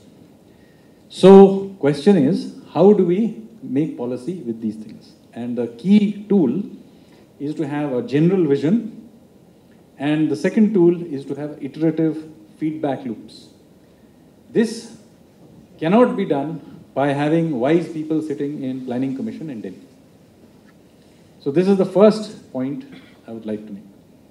Now you're absolutely right, giving freebies is actually not only wasteful from money perspective, is actually addictive and eventually destroys the entrepreneurial spirit of a people. One of the reasons, by the way, where we have in India restrained ourselves from doing this, many people even during COVID wanted us to have much more freebies and this and that. We have been much more restrictive on this. Yes, we have provided some safety net to the very poor, because obviously they do need some support. MSMEs need some support. But we have not done the freebie approach to reinflating the economy, and I talked about this earlier in my talk. Instead, if you see what we have done, one is we have had a much more of a supply side orientation to deregulating many sectors. I mentioned drones, I mentioned cartography, we removed telecom restrictions on BPOs, we have opened up factoring and finance, huge number of sectors, labor laws have been changed, etc. So one is we have deregulated on one side, so a lot of supply side measures have been done. On the other side, we heavily want to invest, and we have the resources to invest in infrastructure. So the first thing is, I cannot, sitting in Delhi, decide what kind of skills you need here, and I shouldn't. I can provide resources, but in the end, sitting in Delhi, we should not have this old Planning Commission thing that we need so many carpenters and plumbers in Imphal. How do I know? I can't. So we need to decentralize this completely. However, there are some things I do know that you need. So we should invest in it. I know you need an airport. I know you need railway connectivity. You need certain amount of at least highway connectivity. We cannot go back to the blockades of the earlier period. You need security and stability. So we should invest in them. The rest of the things, actually, we should, to the extent possible, deregulate to you. So, for example, you raise the issue of skills. I have no idea what you need. I can give you some suggestions. I think, for example, this is an area where should do very well in ecotourism. In fact, you go to any part of India, you will find people from Manipur working in the hospitality industry. This is an area where should do very well in ecotourism. In fact, you go to any part of India, you will find people from Manipur working in hospitality industry. Where any place, I have gone to Kerala, I have gone to Ladakh, I have gone anywhere, you find people from Manipur, particularly women, working in the hospitality industry. But I am quite surprised that Manipur itself does not have very many high-end hotels. Why? So there are certain areas, obviously, there is a certain amount of people with talent are going out, getting talented, but there is no suction back here. So maybe this is an area where we need, maybe entrepreneurship is needed. I cannot tell you what it is. What we can do is, if you give us good suggestions, based on your feedback, we can give you resources. Not as dole, but as something that you can utilize. But in the end, you, the elected representatives, have to be the feedback loop and take control of it. There is no amount of sitting in Delhi and telling you what to do in work. So we can give you resources. That is why collaborative federalism is that you take charge. In fact, we got rid of Planning Commission because you from the state had to go and pile Lagu and we are lucky we are going to that federalism part of it. We'd much rather give you the money. You do what you want with it. And you keep track of that money also. Because I cannot keep track. How do I know whether you get money for smart city? You say you want to build a park, whatever it is you want to do. See, earlier what we used to do is, we would have JNURM. And then we would say, okay, JNURM has X amount of money for buses. And then we distributed that money, extra money for Delhi because national capital, and distribute. I don't know whether you want a bus or not. So we have a peculiar situation where we ordered a whole bunch of bendy buses and send them to Shillong. Now you cannot have bendy buses in Shillong, where you need small buses, it's a hilly place. So waste. So much better, what we do is, we did a smart city project where we said, we don't know what you want. You tell us. Make the repair. So there was a contest, I don't know if you know, for smart cities. Yeah, that change has been there. So you tell us what you want, we'll give you the money if it's a sensible thing. So 100 smart cities were given money. Now about 50-60 of those projects are coming online. Was Imphal also one of them? I don't know. Yeah, Imphal is one of them. So you tell me, we gave you the money for certain projects. You decided what those projects were. Now we gave you, now it is for you, the residents of Imphal, to ask, now 3-4 years have passed, how much money was spent and did you get whatever it is you wanted. I do not know since I have not looked into Imphal, but I have done some research into some of the other projects and there are some fantastic smart city projects. I'll give you some examples. And this would not have been possible from a top-down perspective at all. So every city decided on something else because there is no top-down process. So Indore decided that the thing they wanted to do with their money was to take one road which was famous for street food and to completely pedestrianize it and upgrade it. So if you go to Indore, you will go to a place called Chhappan, which is very famous for street food. It's open all night, very well lit, very clean, and fantastic food. And it is now the center of nightlife. So, for whatever reason, Indore wanted to invest in its nightlife and street food. Now, old style JNURM type thinking would never have imagined of investing in something like this. Surat went for something totally different. They said, we have got this old fort in the middle of Surat. It is very ancient fort. Then it used to be with the sultans, then it later on went with the East India Company, then it now is full of government offices. So this is part of our history. Please move all these government offices out of the fort. Why should the government offices be in the fort? So now the fort has been converted, it has been upgraded. It's now beautiful, in the middle of Surat, a beautiful cultural venue. It has restaurants and now events will happen when after COVID thing, they'll have cultural events, etc. So that's something else. Agartala got similarly asked, what do you want? And Agartala, like many small cities, did not have street lights, roads, traffic lights. And it did not have a control room to see how civic services are provided. So they spent their money in creating a control room. It's a room about the size of this room. On the walls, you'll have all this fancy stuff, electronics, and you can control from one place whether traffic lights are functioning in different parts of the city, where electricity is coming or not from there, water supply, everything is managed from one location. So they decided to go for a civic control room. Like that, there is very small cities in Karnataka which decided to revive a temple. Simla smart cities also. Simla smart cities. Simla, that mall area they have it.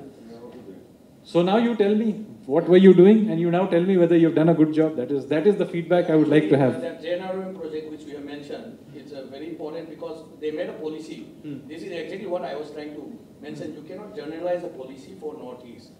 Regarding that housing projects, all JNRM projects failed in Northeast because they were going for that slum concept. Whereas we all have inherited land and everybody is proud to build a house in their inherited land. Nobody wants to go to a common place and live together like in a slum. And that project completely failed, and Mr. Git Kumar, who was the director here, and I was a project advisor of many states, we changed that policy and that in situ project, in situ concept was... So you understood? So yeah, you are a perfect example of what I was saying. Prime Minister's Awas Yojana used chaos theory and complexity theory to design it. Both smart cities, decentralized, same idea as their Prime Minister's Awas Yojana. Same idea, we said, look, we are not going to tell you where you want to live, the kind of house you want to live. How do I know sitting in Delhi whether you want to live in a high story, you want to live in your own house? That is your problem. Yeah, that's good policy change. So, yeah, I agree. So the policy change we are doing, you have seen exactly how the different approach helps.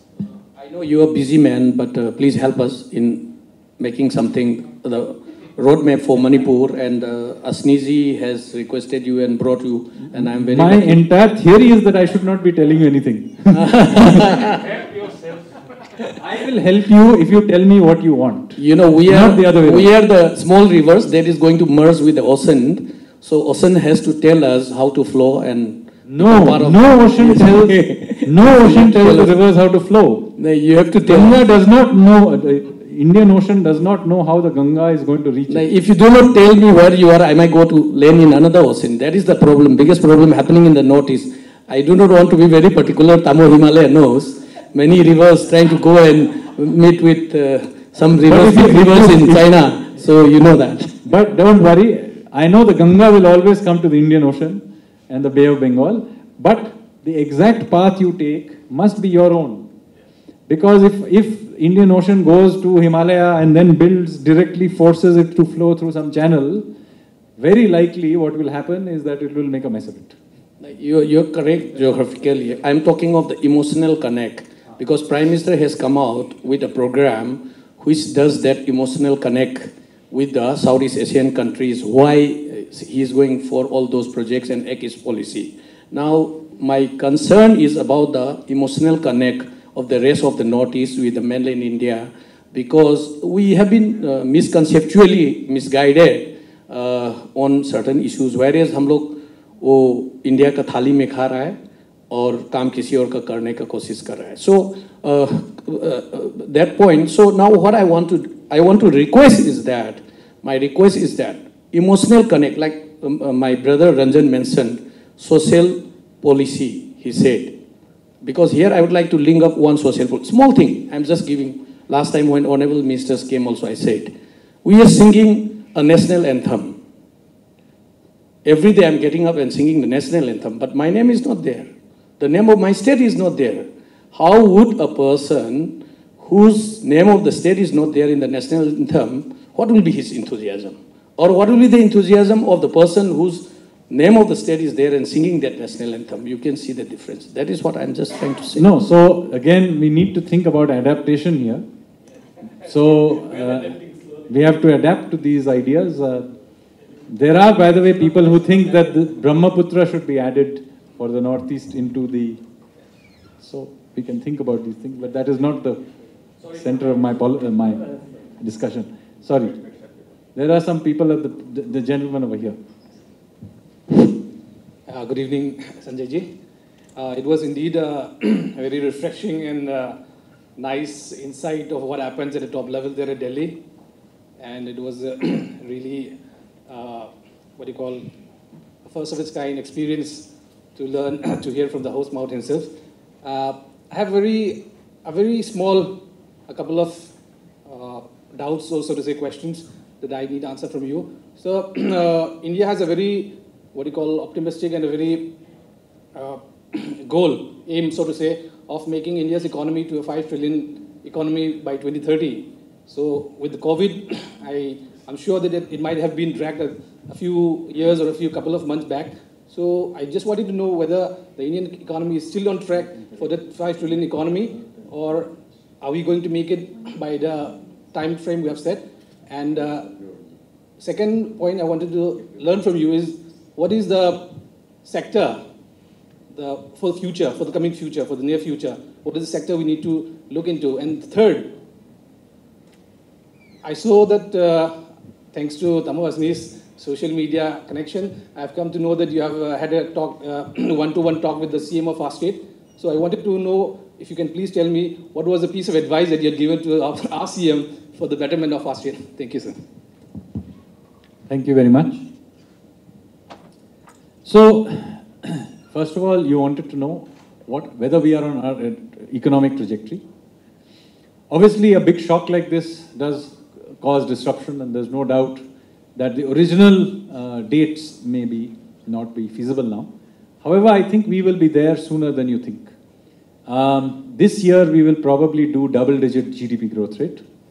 And I would be very surprised if next year also we do not do double-digit growth rate. So we will partly, not entirely, partly catch up with the original trajectory.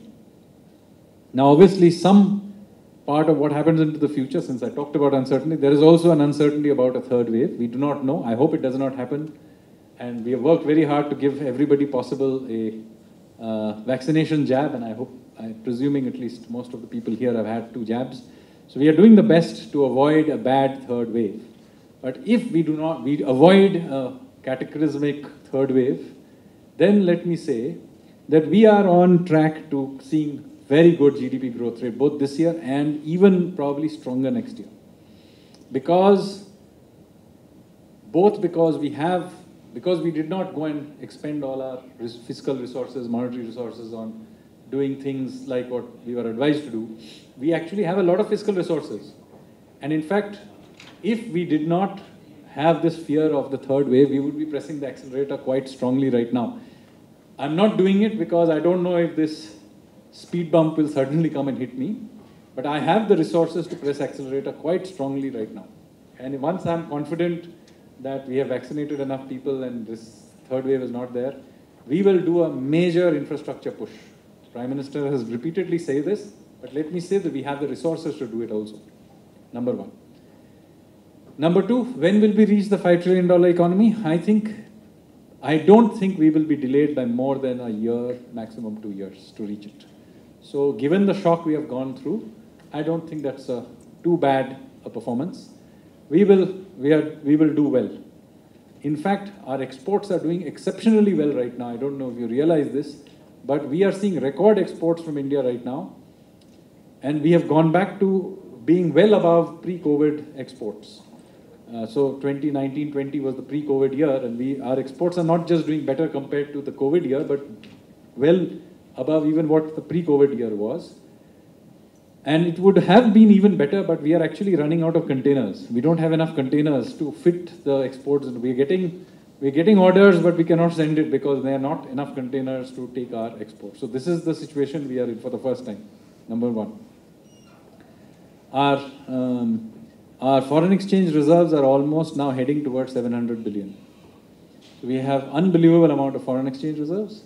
We are seeing record FDI flows. People very often come and say, you know, industries are moving out of China and all going to Vietnam. Well, that is no longer true. Many of them are coming to India. We have the new geopolitical architecture of the Quad is also favors us. Always remember the rise of Korea, Japan, Taiwan, Singapore after the Second World War were as much geopolitical events as they were economic events. Now that geopolitics is now falling into our favor. So that will also play in our favor. So I think putting all these together, I think we are into a good phase. This is also, by the way, going to be our best demographic phase. We have just about entered our good demographic phase, and we will be here for 25, 30 years. When we will have the world's largest workforce. We will by the end of the decade, we will have a larger workforce than even China. While partly because their workforce is falling, not just because ours is rising, theirs is also falling. So I think we are in a good place. The importance here is, and this comes to the last part of the question you asked, which are the sectors that are going to do well? Well, let me say, going by my own theory, I do not know. And if I really knew, I wouldn't be sitting here, I would be Elon Musk. The point is, the whole point about my idea is, do not look to the bureaucrats to tell you what is going to happen, or to the technocrats. We can pretend we know, but we do not know. What our job is to stay out of the way of the entrepreneurs, scientists, technologists who may be innovating and taking the risks. My job is to create an environment where you can take a risk. It is not my job to pick winners and tell you where the world is going. We tried that from 1950 to 1991. It was a disaster. And even after that, inside our heads, we still have this idea, some wise person sitting in Delhi knows where the world is going. They have no idea. Believe me, I work with them. I am one of them. So, my job is to get out of your way. All the entrepreneurs in this room, my job is to get out of your way. My job is to get out of the way of entrepreneurs. My job is to get out of the way of state governments and local governments who have much better feedback of what is happening on the ground. My job is to provide you with support. So we want to go from being a directional government to be an enabling government. To enable you, to give you infrastructure. That you cannot build, so I have to build it. I'll give you resources. Even there, if some private sector is willing to do, very good, please do it. But in Northeast, etc., difficult to get private sector, so okay, government will do it. My job is to deregulate it. My job is to simplify and lower tax rates. My job, therefore, so this goes to the crux of the kinds of reforms we need to do. For the last 30 years, the reforms we did was basically about getting the Indian state to get out of the way of things that the Indian state should not be doing. So from 1991 to 2021, all the reforms are about removing the Indian state from things it should not do. In the next 30 years, the reforms should be about getting the Indian state to do the things it should do. So let me give you a list of things the Indian state should do. One of them is enforce contracts and deliver justice. We cannot be a 21st century successful country with a judicial system with 40 million cases stuck. So this is something we have to do. Private sector cannot do delivery of justice. So this we have to do. We have to get municipal services right. Again, central government cannot do this. This has to be done at the state level. You have to take charge of there is no great Corbusierian plan that will lead to better Imphal. You are sitting here, you know best how this city can be made more interesting. Getting out of the way is my job. Removing Assam Rifles from Kangla, that you can come and tell me, that's a good thing to do. But how Kangla will now be attractive to tourists is your job. So this is the thinking. As you can see, what I'm trying to do is not tell you answers, but a way of thinking, which is quite different from what we have historically taught in our universities, what we have historically taught our administrators in Lavasna and Mussoorie, and so on and so forth. And many of you who are younger will probably not find it too difficult, but those who are older will know what a contrast this is in the thinking with what we historically used to do. Okay, we will now be taking the last question. The gentleman there. This is from Tamil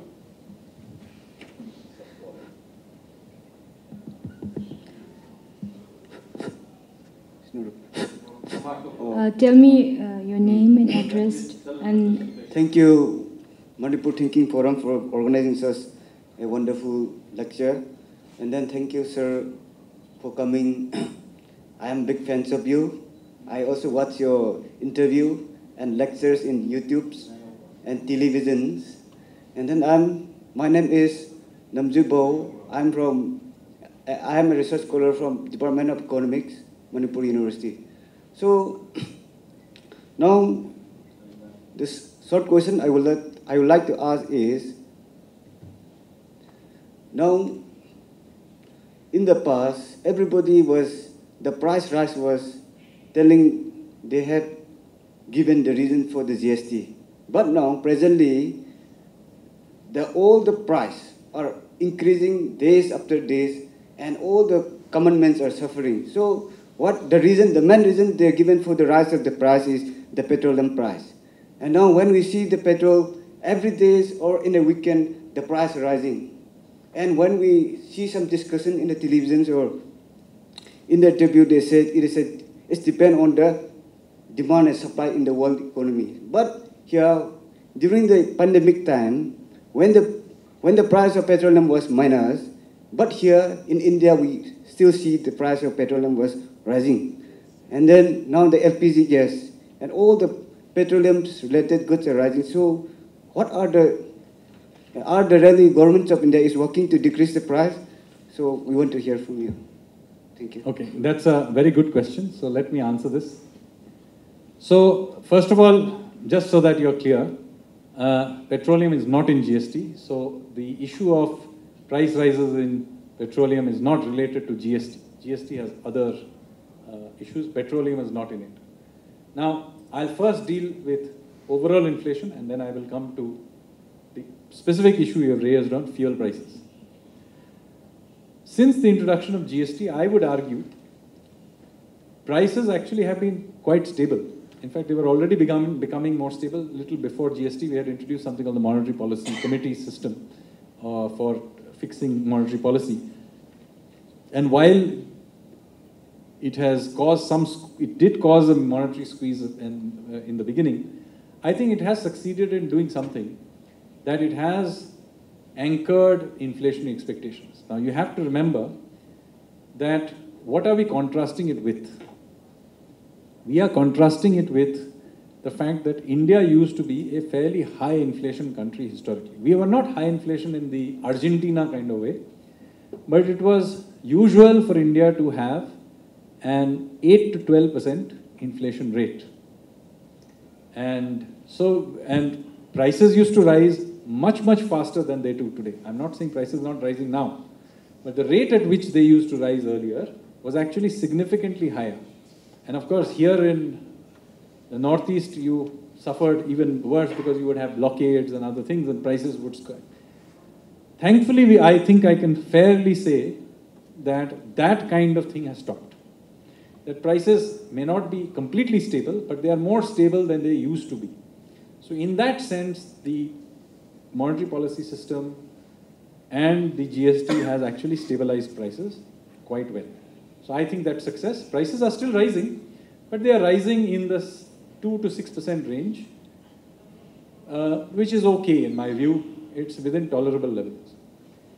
The issue that you have raised is actually outside of this, which is relating to fuel prices, which are, you are right, have significantly gone up. And you correctly pointed out that when prices during the COVID period crashed, we introduced extra taxes from the central government, and I think many state governments may also have done that, because at that point we had no revenues. And I think people understand when you have no revenues, you have to still keep the government going, you still have to pay salaries, you still have to do all this health-related spending, where would you get the money? So we introduced and increased the taxes. I think most people did not mind that at that point in time. The question that people ask, quite correctly, is now that oil prices have come back up, why aren't you removing it? And so here, let me say, this is a matter of judgment. We understand that there is a trade-off between doing two things. One is, of course, we can cut taxes. It's good because immediately you will get a drop in fuel prices, and of course there's a knock-on effect into other things and bring things down. So that in some ways is a good thing, especially because global prices are also rising. On top of that, you have higher taxes. So obviously there is a double whammy. We understand that. On the other hand, we are not 100% sure if we are out of this COVID situation. So we still need to collect taxes, and you will see our tax revenue collections have been pretty good. So we are in some ways building up a war chest in case we have a third wave. We will have the resources to take us through it. Now, this is a trade-off. There is no right and wrong answer. There may be a situation where we may change that the trade-off should be more in favor of cutting taxes. But that is not my judgment. That is obviously a judgment that has to be made by the political class. The trade-off, however, is fully understood by the technocrats, by the bureaucrats, and by the political class. That this is, see, nobody is enjoying keeping fuel prices high. Even I am filling my own car with that price. So, and we understand that that is feeding through to second order to other things as well. We understand that. It's a trade-off we have so far made to go with collection of taxes rather than cutting fuel. Now, obviously, fuel prices are now coming to a range where they are much, much higher than where we had introduced these taxes. So we understand that at some point in time, if these international fuel prices remain at these levels, we will have to think about this trade-off. But that is not a decision I make. That is made at pay scales higher than mine, let's say.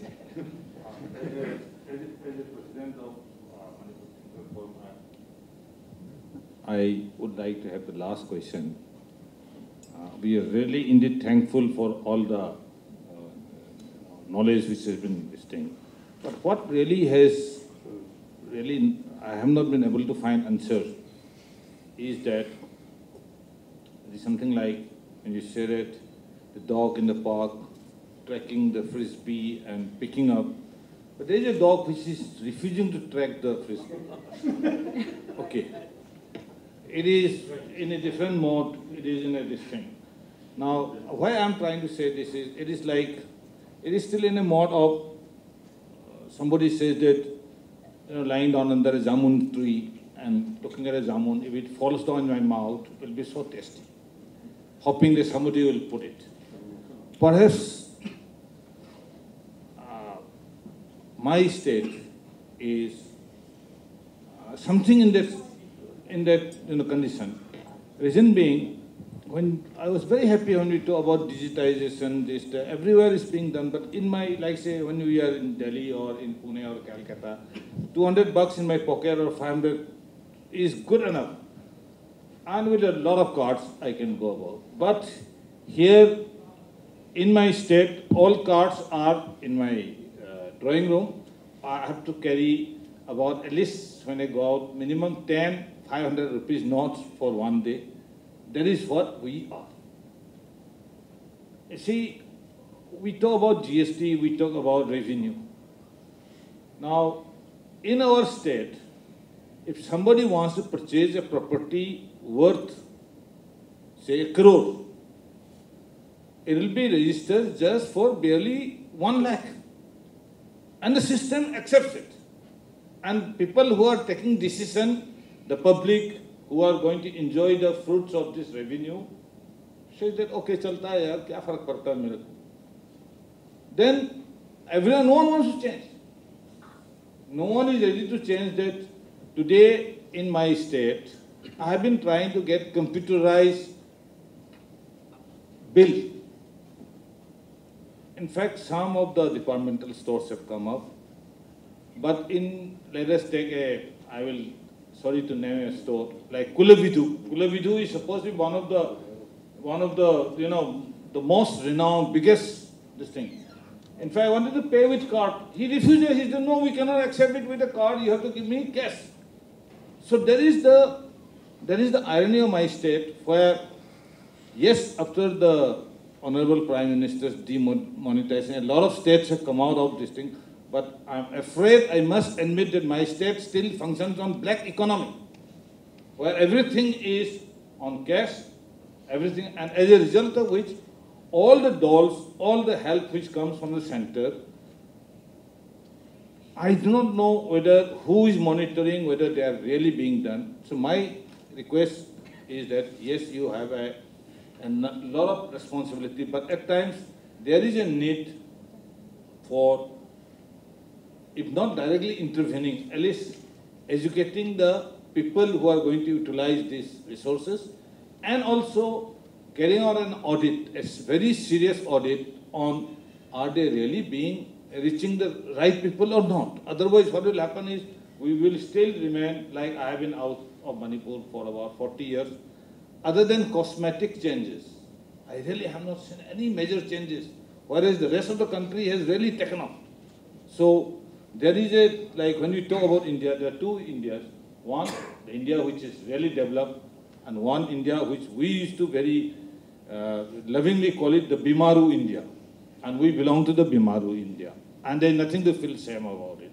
So we'll request if some advice can be given or if something can be done so that we also become part of the developed India and not remain as a Bimaru India. Thank you, sir. Thank you very much for this question. It's a tough one to answer. But let me say one of the points that I am trying to make here is that while, of course, the central government needs to audit wherever it's spending and do all the correct things. You can only take a horse to the water, you cannot make it drink. So ultimately, it has to be the people of this state who have to get up and do it. And it has happened in other parts of the country as well. So let me give you some example. When you use the word Bimaru, the M in Bimaru is actually Madhya Pradesh. What you are saying maybe today may be Manipur, but originally the term uses Madhya Pradesh. But if you have bothered to go to Madhya Pradesh in the last few years, you will notice that it doesn't deserve to be in the list of Bimaru states. It is quite at least 2/3 of the western part of the state. There is one eastern 1/3 which is still quite poor, but the western 2/3 of the state is now distinctly developed. And you will see if you land in Bhopal or Indore, you will instantaneously see it. The airport is good, the roads are developed, the cities are clean. Unusually for India, the cities are clean. So Madhya Pradesh has clearly got up and done its own thing, and Gujarat has also done well. There are other states in India also that have done well. The state I come from, unfortunately, still has some way to go, which is Bengal. But nevertheless, the point of the matter is, you cannot force a people to develop. They have to want to develop. All that can be done from above is that a vision can be provided, supporting infrastructure can be provided, money can be provided, but in the end, the place itself has to want to change. But the very fact that you asked me this question, and I think many of the questions here that I heard, I think there is a lot of introspection going on in this society. This is usually the very first step towards change, is that introspection. And that, I think, is perhaps what I can say. It's a good sign. It's a good sign. Thank you, sir, for the wonderful insights. And moving on now, I would like to request Sir Lieutenant General Konsam Himalay to give a very few words about this program.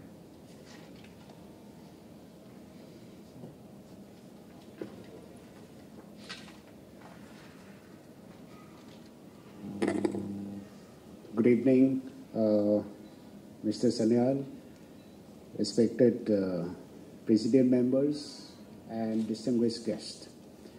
I'm delighted to be hearing what Sanjeev had to say. What an enlightening and totally different thought process of what economics meant to me, though I am a soldier by profession. But what I learned from him today, and I'm sure each one of you, each one of us here have learned, and it's really creditable. And what he narrated about particularly the difficult times, what he called as uncertain times, as he spoke, I was comparing the role of economic advisor, principal economic advisor to Government of India, and to be a commander of the troops in Jammu and Kashmir, where I had the privilege of commanding 100,000 troops. So almost the principles of war and principles of how you should function in times of uncertainty actually made me a great more pleasurable in hearing from you, because I was comparing the two, the principles of war, and he, along with the entire government machinery, was actually fighting a war. Yes. Much more complicated war than a normal kinetic form of war. So I really have really enjoyed, thoroughly enjoyed, and more impressive is some of us, most of us would know his name anyway, but try reading some of his books. I read a few books. One, of course, I read twice was the Renaissance, Indian Renaissance. He just told me that was the first book he wrote 17 years ago. Then I asked him, but you look so young but he said, no, I look younger than what my age is. So what an impressive delivery it was. And I like your theory of, decision making in in chaos. This is what we learned in defense management also. Decision making under chaotic condition is, as General Nisikanta would know, is one of the columns in our confidential reports that we have to report on other generals and other brigadiers whether he has that decision capability, to take decisions under ambiguity, under ambiguous circumstances. And I totally agree with him when he says that everything is uncertain, because for 40 years we were brought up in that atmosphere that everything is uncertain. If my 40 years in army was uncertain, I'm sure that many of our lives and also organisms like state or city or society will also be uncertain in most cases. Each one of us have faced it in our lives. So all that I can say, I thank Asniji for inviting me for this great event. I thank General Nishikanta for inviting me. And of course, today's Mr. Sanjeev Sanyal. Thank you very much. And I'm sure that each one of us have enjoyed your this thing. And also not to forget, the quality of questions that many of you have asked. Actually, I'm far more I really appreciate your questions. Great. And I learned a lot from your questions itself. Thank you very much for your delivery. Thank you, Asini, for inviting me, and each one of you. Thank you very much, and have a great evening. Thank you. Thank you once again, sir. And as we move forward, I would request today's esteemed guest, Professor Dr. C.H. Priyoranjan Singh, Department of Economics, Manipur University, to kindly give his remark on today's program.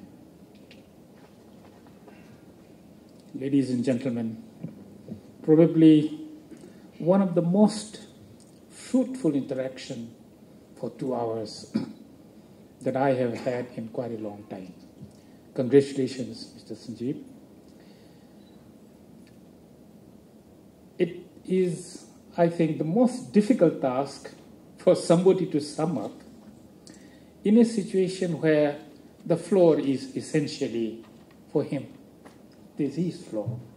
So that limits, what the person who is summing up can say or has to say. So within those limits, because I don't want to end up giving a full lecture. Surely that will not be done.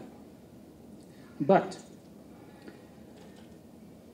Sanjeev has reflected on some of the most difficult political economy choices that the government of India has been trying to make for quite some time. And I think he realizes that. But he is, should I say in India's context, the avant-garde liberalist, avant-garde free marketist, beautiful. He represents the core, his thoughts today represents the core of India's thinking into the future. But whether that thinking will materialize, as the young man was suggesting, when are you going to do away with freebies? Not for quite some time. Remember what he said? We spent, we fed 8 crore people. We gave them money, unlike other. India is today in a situation where we are human, in spite of the fact that we are pursuing the markets. See, we may say, is it for the Ambanis and the likes that India's policy is heading towards? Or do we have a deeper meaning and, in fact, a deeper plan? He said, it's time to do away with plans. It should be reactive. These are two sides of economic schools of thought. So, in a way, we today have to be reactive also in Manipur, in your Northeast. So I would simply flag 2 things which would concern India also. India's elite, India's rich, and India's masses. The masses in Bihar, the masses in Madhya Pradesh, an entirely almost ethnic or racial region like Northeastern region, So we have so many things in India. India is a beautiful place where you cannot homogenize people. You cannot have homogenized strategies, implementation models of development frameworks. See? We are in fact a chaotic nation which demands, non-homogeneous ways of planning for our future. See? We still need that. So I would not go further into this. All I would say, as we all understand, as all economists do, we are struggling between what the market and the so-called efficiency demands, and between what the state and its benevolent, caring, human, roots demands. Economics has been philosophically, theoretically, and whatnot, a struggle between these two ideologies, which Sanjeev has tried to bring in a different way. Right? We are still struggling. I will not go into this, but there are two things which I would like to flag in the context of Northeast and in the context of other communities and other groups in India who have similar contexts like the Northeast. Okay?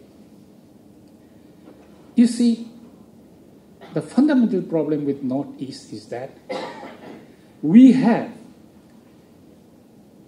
cultures, value systems, and ideologies which historically has made our economy and people non-competitive, embedded, isolationist economies, where historically we don't have the culture of finding vent for surplus. The Northeast is today booming, I tell you. In spite of, we are not a Bimaru, no. We are not Madhya Pradesh. We are not Bihar. By any measure, institutional, historical, the quality of the people, cultures, isn't it? Efficiency, right? But, so my question is, or my contention is that the Northeastern region today is facing a dilemma where new generations are evolving global ideas, global values, global aspirations, which are being reflected in the new industries that we are having. In the ways Manipuris are, expanding throughout India and throughout the world. In the way we are now going out of our isolationist economies and boundaries and trying to find vent for surplus. We are moving. Yet, there are issues and structural problems besides these values and cultures and identity and autonomy. That's something India government needs to think. It has been thinking since the Shukla Commission report. What are we going to do about values, value systems, identities? You see? So the political economy dimension in Northeast is quite different. That's why India has adopted different strategies. That's why we are still hand-holding in terms of donor ministry, in terms of NEC, in so many ways. We cannot do away with this, I tell you. It's all over there. Reservation is still there in India. Subsidies will still be there for quite some long time. Anyway, coming back. For example, one example, you see, as our general has put, the case of Northeastern region is something like the dog refusing to chase the freebies, right? But a more philosophical and a more rooted question is why the dog is refusing to chase the frisbee. Is it because the NACN-IM does not allow entrepreneurs in Manipur to have free access on the highways that, stops our entrepreneurs, our traders, and India's active policy through Myanmar to function? Because costs of transactions are so high, which are not met by us. We are not Bimaru. Right? So, there are certain structural problems, institutional problems. Why is it that the NEC, which was built, made specifically to plan for the Northeast, right? It failed. Government of India needs to examine this.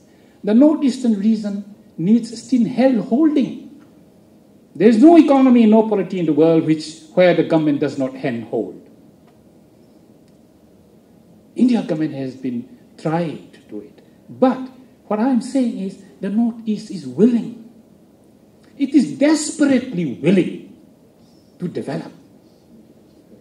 You see, we have, our young generations are now accumulating capital, which was not there in our history. See that we were, as I said, embedded economies, okay, non-accumulative, non-trading, confined within our boundaries, as in Southeast Asia's history, right? The polity and the economy. It was the colonialists who came and changed those things. Remember, you are a person of literature also, right? Look at, we are the Jomias, Scott, right? We love our autonomy. We love our freedoms, right? We have been running from the state for centuries, for millennia. But that has changed us. We have metamorphosed when we came to Northeast India, and when we are globalizing today, our youths are changing, our values are changing. We want to change. We are willing to develop. This is exactly where economists in the Northeast, political economists, scientists, for the last 20, 30 years, since the Shukla Committee, okay, that we have been looking over all these things, and we have been suggesting, look, the Northeastern region outside of Assam are small, non-viable economies, very, very small, resourceless, So we need Assam to be the pivot, okay, through which the rest of the other constellation of tribal and hill states needs to have an integrated economy, an integrated market, okay, where through the NEC, through the donor, through the state polities, we organize, we have value chains, right? We have product agglomerations. These are things where the government is needed. That is why we have donor, that is why we have NEC, that is why today we have an NEC cell at NITI Aayog, right? Hand-holding. Shukla Commission gave us a philosophical, outlook into the future. We will plan not for Northeastern India, but with Northeastern India. Okay? We will take identity into our model, okay, and so on and so forth. And we will let the region grow at its own pace, at its own genius. But can you think of any region growing as fast as I would want it to grow, as fast as Sanjeev would want it to grow, okay? If they do not have the capabilities, political as well as cultural, isn't it, as well as ideological. So that is where, that's the dilemma that the government of India faces. What do we do with the Northeast? We are ready to pump in how many thousands of crores of rupees? We are ready to finance you, put in money. But it seems to be sinking into a black hole, isn't it? So, lastly, I would say, as has been rightly said by Sanjeev, there may be the willingness, but is there the political will, number one?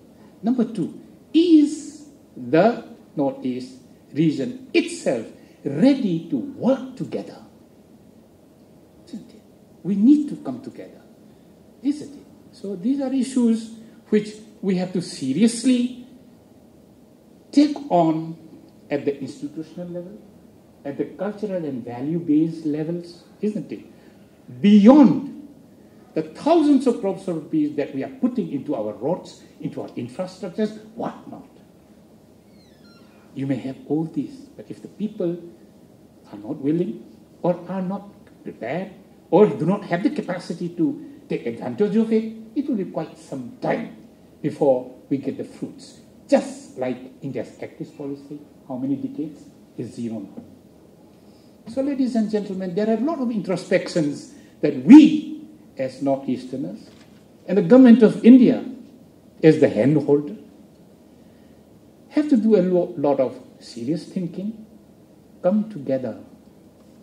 Do not just put up an NEC, a donor, or thousands and billions of dollars or rupees into the infrastructure sector. Let us be more serious.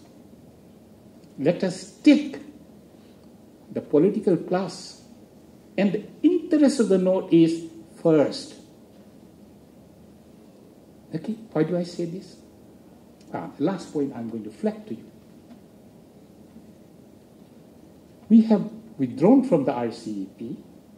We are going to revise the FTAs. Well and good. Okay?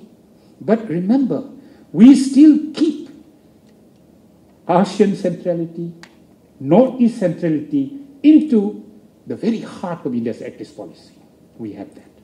Northeast centrality, ASEAN centrality. That is the heart of our activist policy. Now, we in the Northeast are saying, okay, we will go for that, India's strategies, India's need to balance our deficits, China's dominance and all that. But why can't we have an FTA with Myanmar as we have with Singapore, with Thailand, whatnot? You cannot have a zero trade here after shouting to the people for 30 years, right? That this is the only way out. If not only the main way out through which your development and growth is going to find a way for service, right? So I have suggested that we need an exclusive FTA with Myanmar, because that is the only way that Myanmar and Northeast India can negotiate a trade regime which is beneficial for India, for Myanmar, as well as Asia. Right? So there are so many things that we have to think. I'm just pointing out one major plank on which the Northeastern people are a little bit, not happy, should I say. So, ladies and gentlemen, I'm sure the coming of our principal economic advisor has, I can assure, for my part, that the way dialogues and academic discussions are going to come in the later on from today will be no longer as it was before. He has, put before us this very important but small crowd where what are the levels at which we are going to discuss? What are the levels at which we are going to be honest? Right? There are historical points of time in academia in Manipur. You see, I have been quite a few decades in the university, right? Some 30, 40 years. There has been times when there are paradigm shifts because of one meeting, one seminar, where the entire directions and quality and levels of interactions take a paradigm shift, okay, and new directions. This is a day, I do not know why ASME took such a small room. He should have invited more people, anyway. So one more last thing. Let us have more people who are consequential like him, right? Not some, fly-by-night minister coming and not that. Serious people should come. Please ask me. Because one sector will not be able to decide. We should have political people, we should have bureaucrats, we should have the academicians. Anyway, sorry, I'm sure I don't want a debate to come up again. As I said, it is his day. Sanjeev, congratulations, and please, with what you have heard from the hearts of some sections of the elite of this state, we are not a Bimar state. We are a very, at least Manipur, a literate people with a history, with cultures, and with presence all over the world. Okay? Even though we are hardly 30 lakhs. Okay? So this is a state from where India can learn, India's policy planners can learn a lot. Manipur is a mini Northeast India. See? It is a melting pot. So ladies and gentlemen, let us congratulate Sanjeev for giving to us such a beautiful and fruitful night. Let's clap for him. Thank you.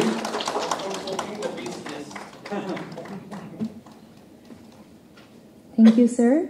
We really had a good evening today.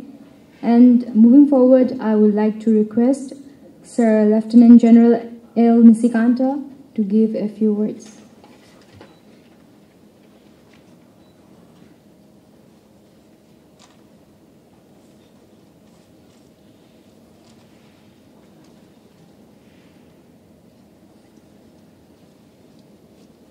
Good evening, ladies and gentlemen. We have been here now almost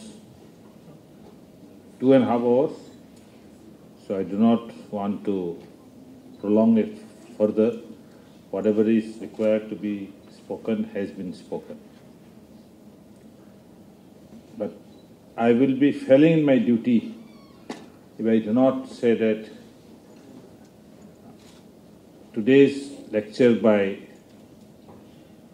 Sri Sanjeev Sanyal ji was an eye-opener, at least for me. I am not an economist, I am not a...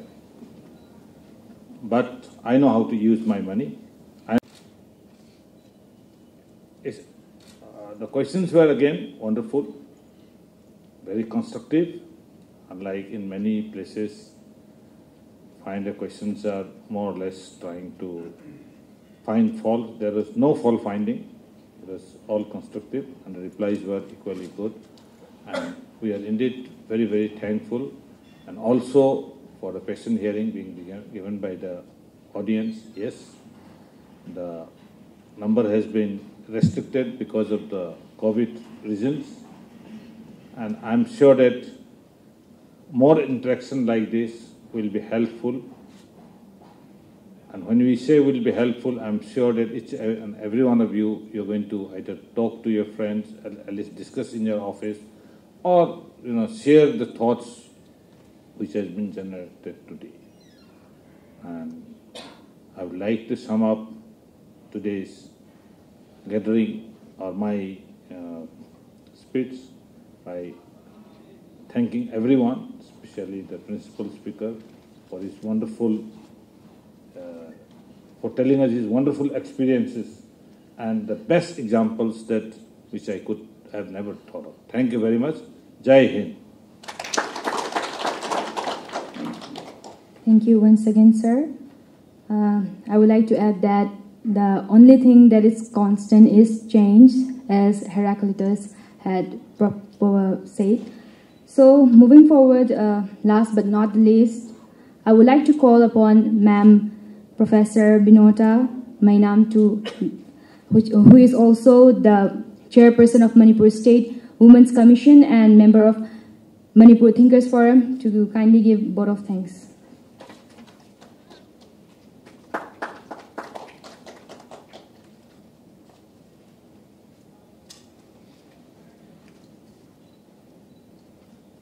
Good evening, ladies and gentlemen, and today I have fortunate to give you the vote of thanks.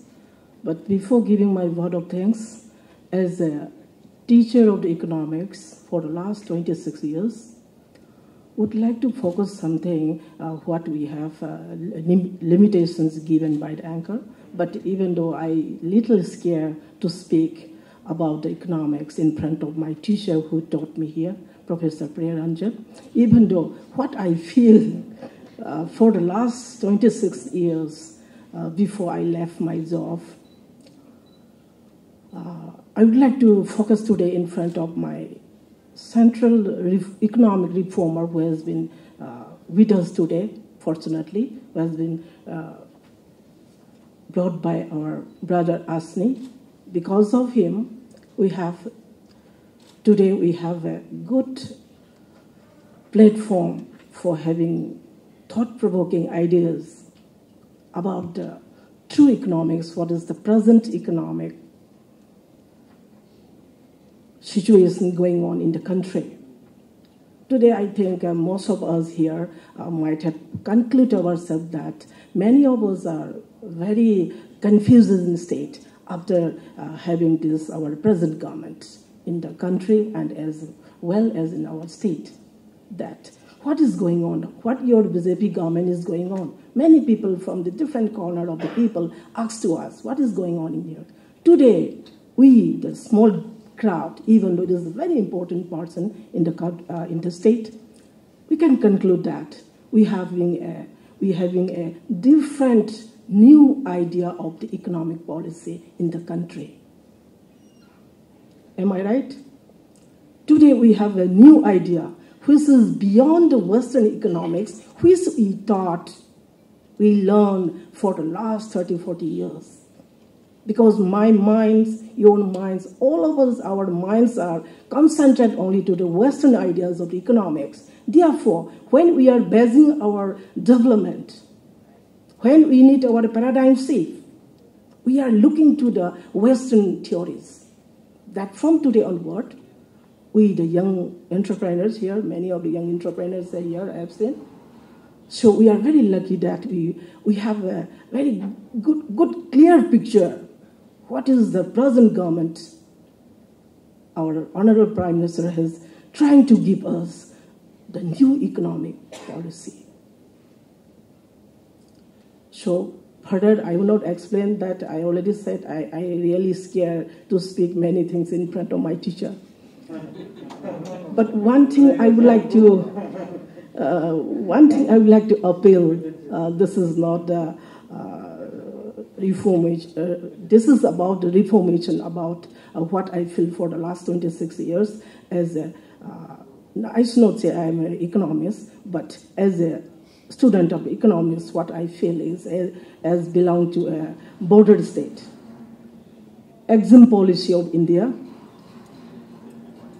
export and import policy of the India need to review. Why I'm saying this, we, the northeastern state, belong to the border area, we have a lot of the opportunity to get the exporting the commodities. But because of the high restriction of the exim policy, we are very ungrateful. Means I should not say ungrateful. We are very unfortunate. Which having we are producing through our small MSE entrepreneurship.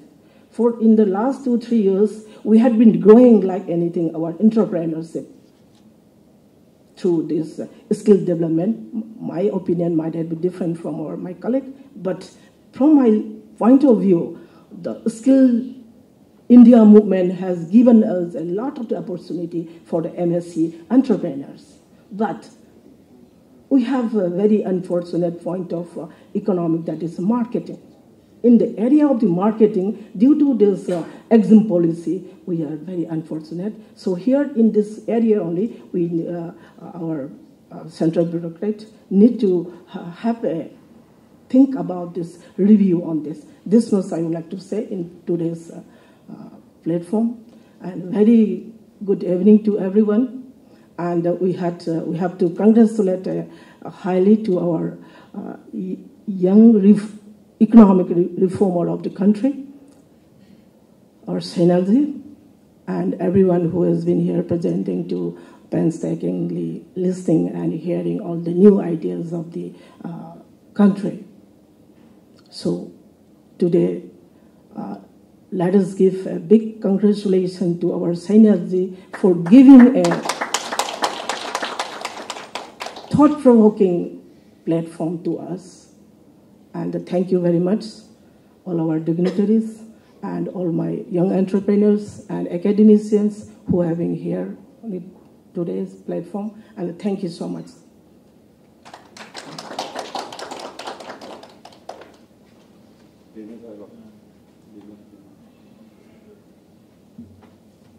Thank you everyone once again for participating in the session. We have prepared a dinner. Please enjoy yourself. Please come.